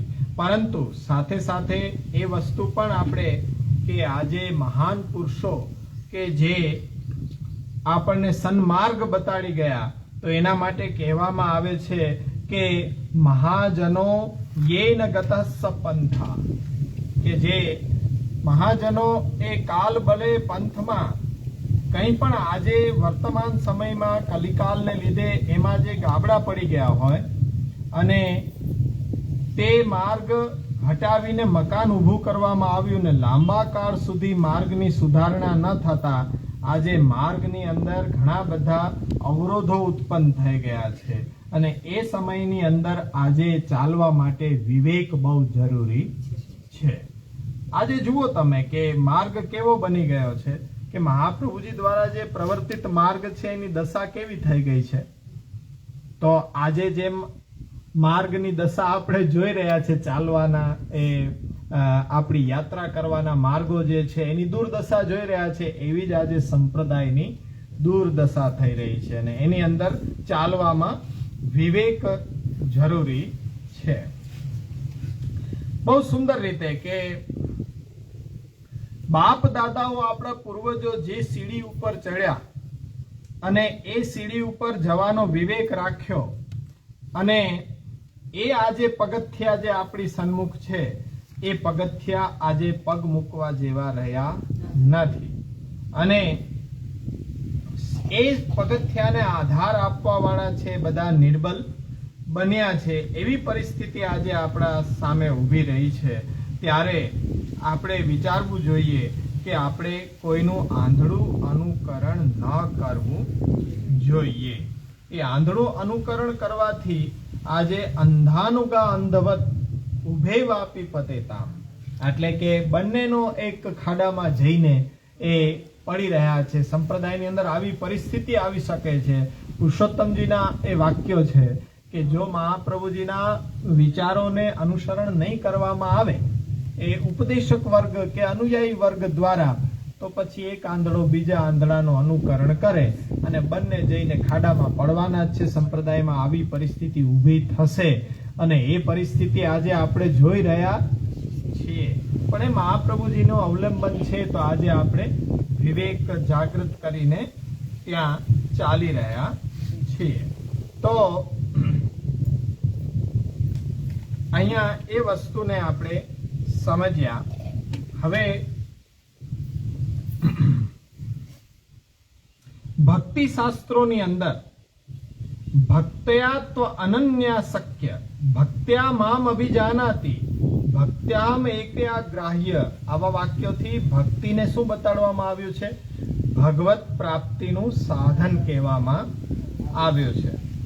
અને વિચાર એવું થાય મેં કે ભક્તિથી જો ભગવાન પ્રાપ્ત થાય તો શું ભગવાન જીવ દ્વારા કરવામાં આવેલા સાધનોથી એ પ્રાપ્ત થઈ શકે? ભક્તિ એ જીવ કૃત્ય સાધન સાધ્ય છે કે પછી ભગવત કૃપા સાધ્ય છે? તો ત્યાં આપણને દાન વ્રત હોપ જપ સ્વાધ્યાય સંયમે શ્રેયોભિર વિદ્યા અન્ય કૃષ્ણે ભક્તિર હિ સાધ્યતે બહુ જન્મ વિપાકેન તપો ધ્યાન સમાધિભિઃ નરાણામ ક્ષીણ પાપાનામ કૃષ્ણે ભક્તિ પ્રજાયતે. હવે વેદના જે પૂર્વ અને ઉત્તર કાંડો છે એના જ્ઞાનથી પાપ છે એ ક્ષીણ થવા જોઈએ. એ કૃષ્ણ ભક્તિનું સાધન છે.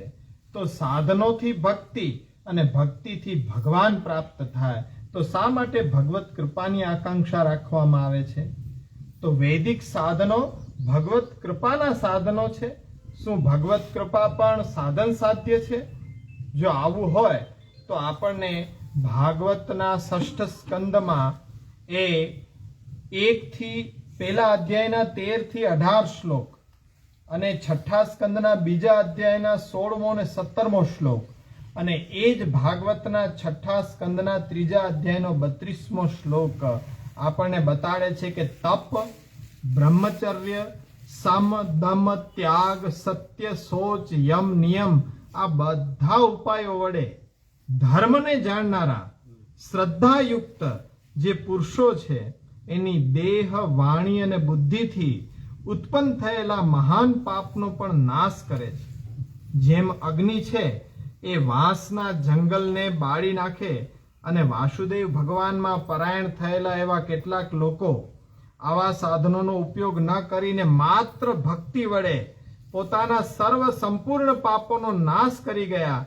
જેમ સૂર્યનો પ્રકાશ ઝાકળનો નાશ કરી દે, એમ હે રાજા પરીક્ષિત કૃષ્ણને અર્પિત થઈ ચૂકેલા છે એવા એકમાત્ર કૃષ્ણના જ હેતુથી જીવન જીવતા લોકો પરમ પુરુષ પરમાત્મા શ્રી કૃષ્ણની સેવાથી જે પ્રકારે પાપોનો નિશેષ નાશ કરે છે તે પ્રકારે પાપો નિશેષ નાશ થયા છે અને એ લોકો પવિત્ર થયા છે.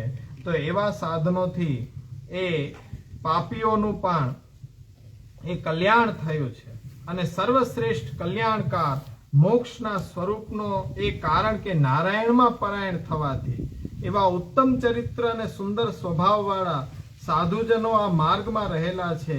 તો હે રાજેન્દ્ર, જેમ મદિરાથી ભરેલા ઘડાને ગંગા જેવી પવિત્ર નદીઓના જલ પણ પવિત્ર ન કરી શકે, તેમ ભગવાનથી વિમુખ થયેલા લોકોને વારંવાર અનેક વાર કરાયેલા પ્રાયશ્ચિતથી પણ એ પવિત્ર થતા નથી.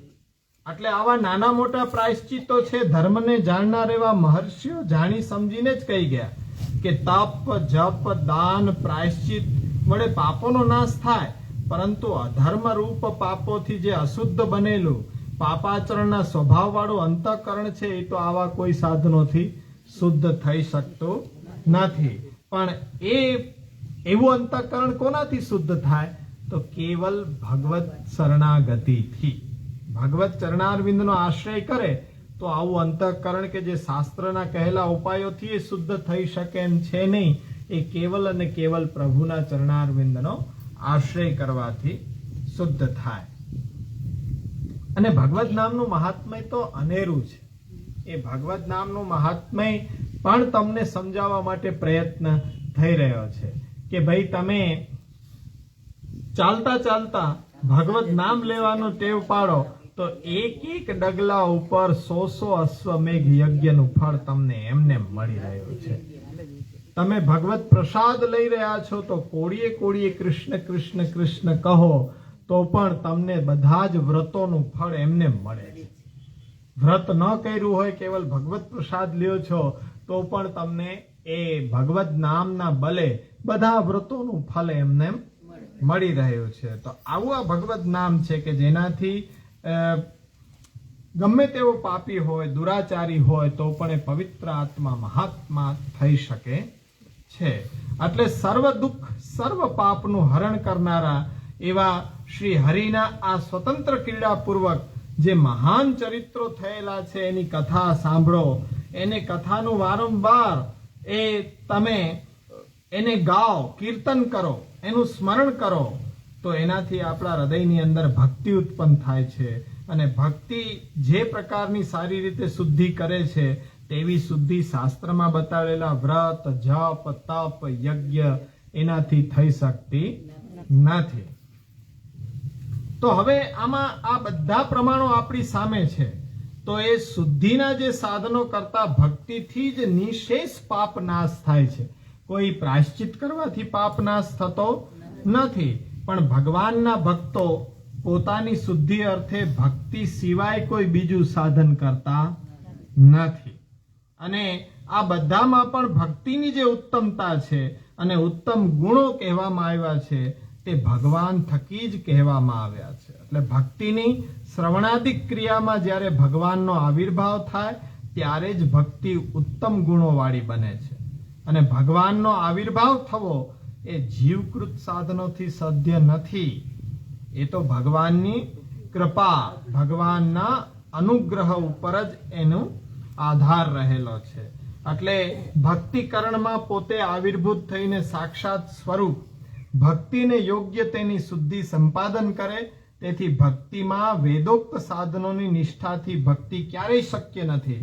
પણ ભગવદ અનુગ્રહ છે એ જ મુખ્ય કારણ છે. તો આ જે આત્મશ્રેયના માર્ગો શાસ્ત્રમાં બતાવેલા છે તો એ માર્ગોનું આ કલિકાલમાં હવે માર્ગત્વ રહ્યું જ નથી. એ અર્થે સર્વ માર્ગેષુ નષ્ટેષુ થઈ રહ્યા છે. માર્ગો છે આજે સ્વરૂપથી, સાધનથી અને ફલથી નાશ પામી ગયા છે. એવા માર્ગો ઉપર તમે ચાલો અથવા બીજાને ચલાવો તો એનું કોઈ શ્રેયસ્કર સિદ્ધિ એને પ્રાપ્ત થતી નથી. પરંતુ એનાથી અવળું કે આવા માર્ગ ઉપર ચાલનારને પાછો અહંકાર આવે અને અહંકારથી બુદ્ધિનો નાશ થવાની શક્યતા રહે. એટલે વિમૂઢ થઈ જાય, શાસ્ત્રોનું ખરું તાત્પર્ય ન સમજી શકે અને આવા અમાર્ગ ઉપર ચાલવાનો જે ઉપદેશ કરે એ ખરેખર આપણા માટે દોષ રૂપ છે, કલ્યાણકારી નથી. એવા માર્ગ ઉપર ચાલવાનો ઉપદેશ શા માટે કરવો જોઈએ? આ માર્ગ ચાલવા જેવો રહ્યો નથી. આ ખાડાખુડી વાળો માર્ગ રહી ગયો છે. એના ઉપર ચાલવાનો ઉપદેશ ન કરવો જોઈએ. એટલે ઉપદેશ તો એ સન્માર્ગ ઉપર ચાલવાનો જ કરવો જોઈએ. એટલે આપણું કાર્ય હોય એ હરિને સંતોષ આપવાનું કાર્ય હોવું જોઈએ. આ રીતના પાપાનું વર્તીશું.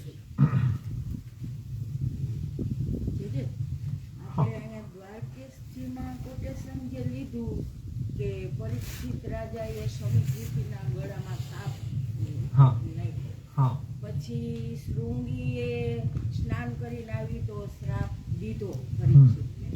પછી કળિયુગ એમાં જરાસંઘનો મુકુટ પહેર્યો તો એ બધોય કોટેશન આમાં આવી જાય ને? બધો જ આવી જાય.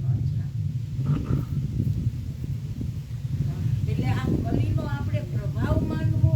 પ્રભાવ કલીનો એ સ્વભાવ જ છે. પણ જે કૃષ્ણમાં એકતાન થયેલા છે એને પાછો સહાયક થઈ રહ્યો છે. એટલે પાછું ઈશ્વર ઈચ્છાથી આ કાર્ય બધું બન્યું છે. તો પ્રભુએ નિમિત્ત બનાવ્યો છે પરીક્ષિતને કે આ સિદ્ધાંત પ્રતિપાદિત કરવો છે. એટલે બાકી તો ભક્ત હોય એના ઉપર કલી કેવી રીતના અસર બતાડી શકે, પણ કલિકાલની અંદર અસ્વસ્થતા કે આપણી એ પ્રમાદ, આળસ, એ એક ક્ષણની પણ આળસ છે તો એ પરિણામ આટલું દુષ્કર થઈ શકે છે. પાછી ચીવટ પણ પ્રભુએ લીધી છે ને, કે સુખદેવજીને પ્રેરણા કરી છે કે જાઓ તમે ત્યાં, કે મારો પરીક્ષિત અન્ન જલ છોડીને તમારી પ્રતીક્ષા કરી રહ્યો છે, એના માટે શ્રેયસ્કર કલ્યાણકાર છે, તો મારા એ લીલા ચરિત્રોની કથા એને સંભળાવો. તો તકેદારી પણ પ્રભુએ લીધી છે એની પોતે. એટલે વાત એ છે ને કે આખો પ્રસંગ પરીક્ષિતનો એ આપણને બતાડે છે કે ભૂલ થવી એટલી બધી કોઈ એવી વાત નથી, ચિંતાની વાત નથી, પણ ભૂલનો સ્વીકાર કરવાની આપણી પૂરેપૂરી તૈયારી હોવી જોઈએ. તો પરીક્ષિતે ભૂલ થઈ ગઈ, તરત જ વૈભવ છોડી દીધો, રાજપાટ છોડી દીધું, પણ પછી એ નીકળી પડ્યો કે મારું કલ્યાણ શેમાં છે, તો ગંગાજીના તીર ઉપર જ શા માટે? ભગવત શરણાગતિ એને સ્વીકાર કરી છે. તો વિવેક ધૈર્ય ભક્ત્યાદિ રહિતસ્ય વિશેષતા પાપા શક્તસ્ય દીનસ્ય કૃષ્ણ એવ ગતિર્મમા. તો પ્રભુનો આશ્રય લઈ લે તો એ સર્વ પાપોમાંથી મુક્ત થઈ શકે છે. તો એ આખું ચરિત્ર એના ઉપર પ્રતિપાદન કરવા માટે ભગવત લીલામાં જ આપણે સમજવું જોઈએ કે પ્રભુ કંઈક આવી લીલાઓ કરે છે તો એ કાર્ય પ્રભુ જ કરાવી રહ્યા છે. જેમ કીધું કે જેવી વાસના પ્રભુ આપે છે એવું જ કર્મ એનાથી થઈ રહ્યું છે. તો પ્રભુ કરાવી રહ્યા છે એના પાછળ પણ કંઈક ઉદ્દેશ્ય હોય છે, હેતુ હોય છે, પણ એ જન કલ્યાણનો જ હેતુ હોય છે. કે ક્યારેક ઋષિ મુનિઓ દ્વારા શ્રાપ દેવાઈ જાય તો એ આશીર્વાદ બની જાય, વરદાન બની જતા હોય છે. હવે દશરથને ક્યાં ખબર હતી કે શ્રવણને મારવાથી શ્રવણના પિતાએ એવું કહી દીધું કે ભાઈ તારું મૃત્યુ પણ પુત્ર વિયોગમાં થશે, પણ દુઃખ તો એ જ હતું કે પુત્ર તો છે જ નહીં, માત્ર એ શ્રાપ નો રહ્યો પણ એ વરદાન બની ગયો, આશીર્વાદ બની ગયો, કે એનો મતલબ એમ કે એને પુત્ર પ્રાપ્ત થવાનો છે. દશરથ રાજાને ત્યારે પુત્ર જ નહોતો અને એના માટે જ તો એ દુઃખી હતા. તો પણ શ્રવણના પિતા એમ કીધું કે મારું મૃત્યુ પુત્ર વિયોગમાં થઈ રહ્યું છે, તારું પણ એ જ રીતના મૃત્યુ થશે. અરે મૃત્યુ તો થઈ જશે પણ પુત્ર તો પ્રાપ્ત થશે કે નહીં? આશીર્વાદ બની ગયા અને સ્વયં પ્રભુ એમના ઘરે અવતરિત થયા તો એ શ્રાપ ન રહ્યો, વરદાન. શાપમ દાપયતિ ક્વચિત, ક્યારેક શ્રાપ પણ મળી જાય પણ એ શ્રાપ ન રહે, પણ એ વરદાન બની જતું હોય છે. તો આવું જ્યારે કાર્ય સામે આવી રહ્યું છે ત્યારે જોવાની બાબત એક રહી આપણી કે અહંકાર વિમૂઢેશુનો વિસ્તાર કર્યો, સત્સુનો વિસ્તાર જોયો, પાપાનું વર્તીશું. હવે એના કાર્ય શેના માટે થઈ રહ્યા છે? લાભ પૂજાર્થ યત્નેશુ.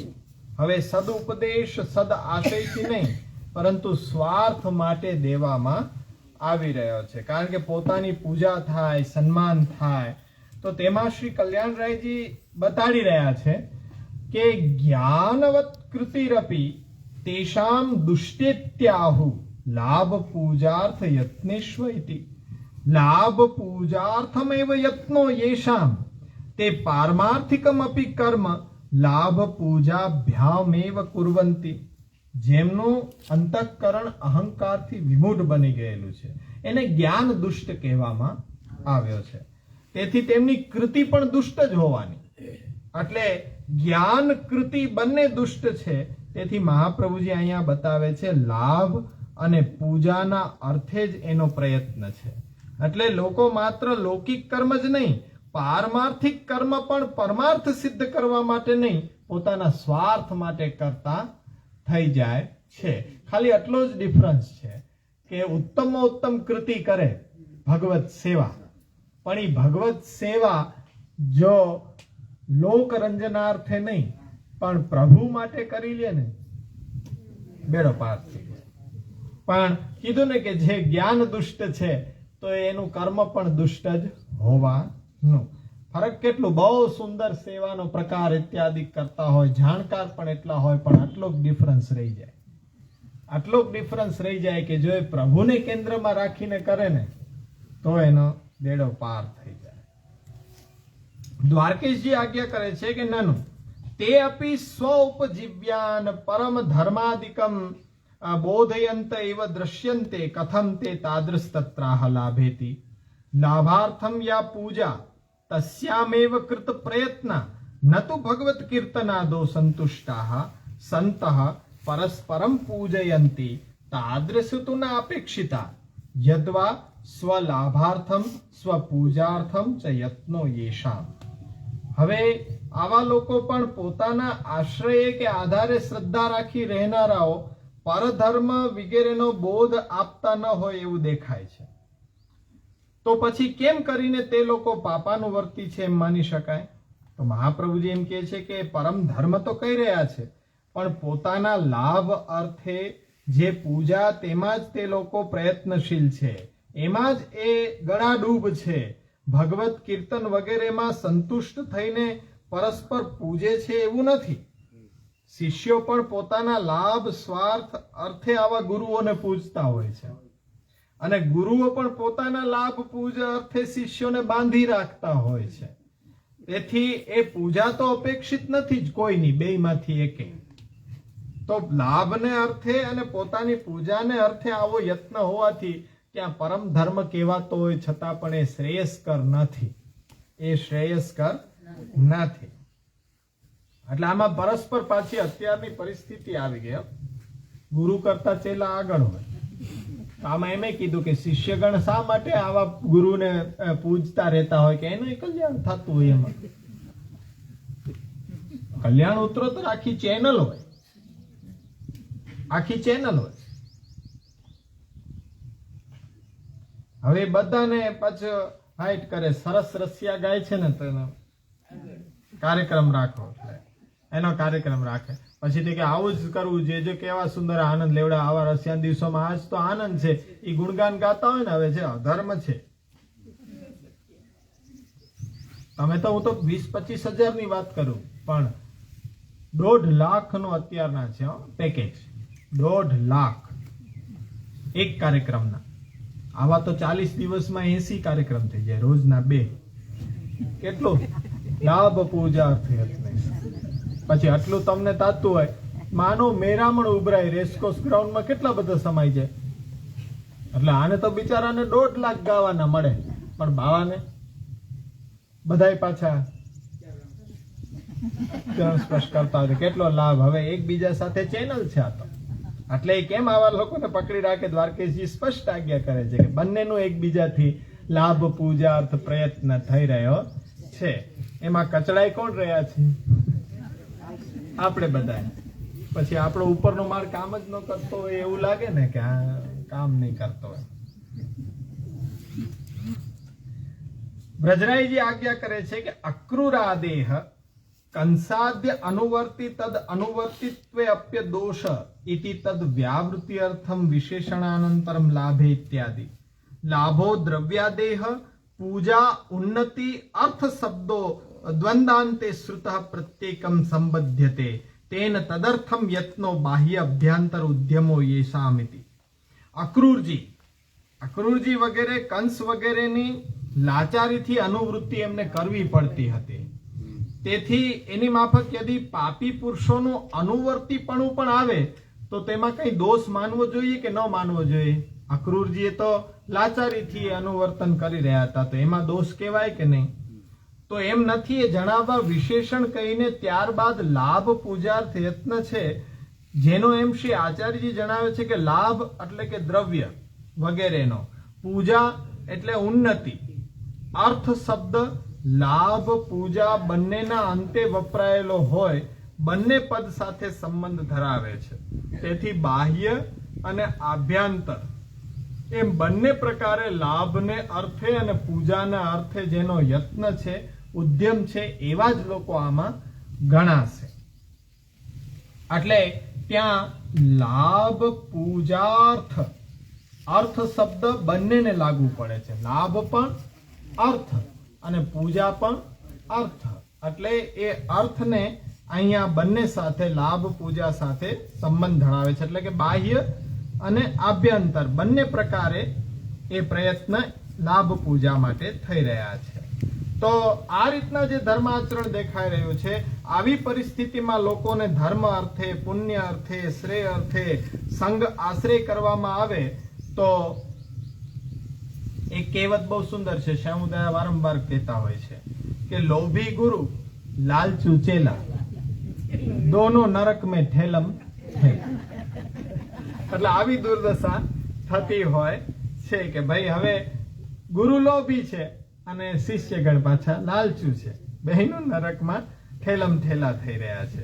એટલે અહીંયા આ રીતના લાભ પૂજાર્થ યત્ને શું છે, તો એમના માટે જે ધર્મનો ઉપદેશ છે એ આપણા માટે શ્રેયસ્કર થઈ શકતો નથી. એટલે આ બધી પરિસ્થિતિમાં આપણા માટે કરણીય શું છે, તો કે કૃષ્ણનો આશ્રય ભાવ હૃદયમાં રાખવો જોઈએ. ભગવાનને જ પોતાના પરમ ગુરુ, શ્રી મહાપ્રભુજીને જ પોતાના પરમ ગુરુ, ભગવત શાસ્ત્રોનો સંગ અને એનો જ આશ્રય આપણા માટે હિતકારી છે. કંઈ નહીં તો એ આપણા સ્વમાર્ગીય ગ્રંથોનું વાંચન, પઠન, મનન કરતા રહેવું જોઈએ. એ પ્રમાણે જ એનું અનુવર્તન કરતા રહેવું જોઈએ. અન્ય લોકોની વાત કે અન્ય કોઈ વ્યક્તિઓ આપણને જે મહાપ્રભુજીના વચનોથી વિરુદ્ધ જે પણ કંઈ બતાડે તો એતદ વિરુદ્ધમ યત સર્વમ ન તન્માનમ કથંચન. એટલે એ પ્રમાણે આપણે એને અસ્વીકૃત કરીને એનો ત્યાગ કરી દેવો જોઈએ. આશ્રય ભાવ પરત્વે મહાપ્રભુજી દરેક શ્લોકના અંતે કૃષ્ણ એવ ગતિર મમ આ આપણને સમજાવી રહ્યા છે. તો આ અહંકાર વિમૂઢેષુ સત્સુ પાપાનુવર્તિષુ લાભ પૂજાર્થ યત્નેષુ. કારણ કે આવું શા માટે બની રહ્યું છે, તો કે ભાઈ અહંકારથી એ બુદ્ધિ વિમૂઢ બની ગઈ છે. કલિકાલનો સંગ ગણો, એ કલિકાલના એ સ્પર્શથી એ મહજ્જનોની પણ બુદ્ધિ વિમૂઢ થઈ જવાથી આજે પાપાનુવર્તી, પાપનું અનુસરણ કરવા માંડ્યા છે, પાપી લોકોનું અનુશીલન કરવા માંડ્યા છે અને પ્રયત્ન પછી પરમાર્થના કાર્યમાં પણ લાભ પૂજાર્થ યત્ન થઈ રહ્યો છે. આવી સ્થિતિ કરતાની હોય તો એ આપણને ધર્મમાં કેવી રીતના સહાયક થઈ શકે. એટલા માટે કૃષ્ણ એવ ગતિર્મમ. એક એક વર્ગમાં એક એક શ્લોકનો વિસ્તાર સાથે આપણે પૂર્ણ જ કરી દઈએ છીએ, જેથી કરીને તમારા એ પુનરાવર્તન માટે પણ સારું રહે અને અંતે વળી પાછું જ્યારે પેપર લેવાય ત્યારે તમારે બધા એક એક શ્લોક એક એક વર્ગમાં જ હોય છે. એટલે આવતા વખતે 5મો શ્લોક નાનાવાદ વિનષ્ટેષુ સર્વ કર્મ પ્રતાદેશુ પાષંડિક પ્રયત્નેષુ કૃષ્ણ એવ ગતિર્મમ. આવતા શુક્રવારે આપણે અહીંયા એક મહાપ્રભુજીના સિદ્ધાંત સહમત, એવું નથી કે હોળી રસિયાનો આનંદ ન લેવો, તો આપણે બધા મળીને એ હોળી રસિયાનો આનંદ લઈએ, આપણે ગાઈએ અને એ આનંદ આવતા શુક્રવારે આપણે લેવાનો છે. એટલે આવતા શુક્રવારે એ 3:30 વાગ્યાથી આપણે હોળી રસિયા ફૂલ ભાગનો એ આનંદ લેશું. ધમારના પદો, કીર્તનો, એ 2 કલાક આપણે એ આનંદ આવતા શુક્રવારે લેવાનો છે. મેસેજ પણ બધાને આવી જશે. એટલે આપણે એ બધા સાથે પુસ્તક પણ લાવશું. એટલે વિવિધ રસિયા આપણે ગાઈને આપણે શું ના આવડે, આપણે સુંદર રીતે એ ગાયન કરી શકીએ, શીખી શકીએ અને પ્રભુ આગળ પુનઃ એ આનંદ ડોલ પર્યંત આપણે લેવાનો છે. એટલે એ એક દિવસ આવતો શુક્રવાર આપણો વર્ગ છે એ હોલી રસિયા ઉત્સવ વિશેષ આપણે રાખીશું અને એ આનંદ કરીશું. ત્યાર પછી આપણે પુનઃ પાછો અધ્યયન વર્ગ તો એ ચાલુ જ રહેવાનો છે. આશ્રયનું પદગાન કરીએ. શ્રી વલ્લભ પ્રભુ કરુણા સાગર જગત ઉજાગર ગાઈએ. શ્રી વલ્લભ કે ચરણ કમલ બલ બલ બલ જાઈએ જગત ઉજાગર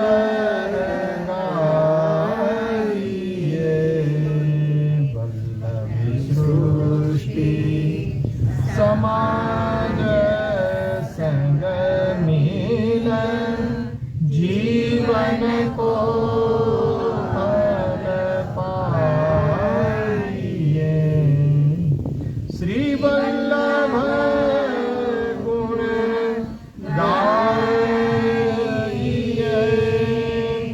याहि ते रसिक कहाइए, जगत उजागर गाइए। श्री वल्लभ प्रभु करुणा सागर, जगत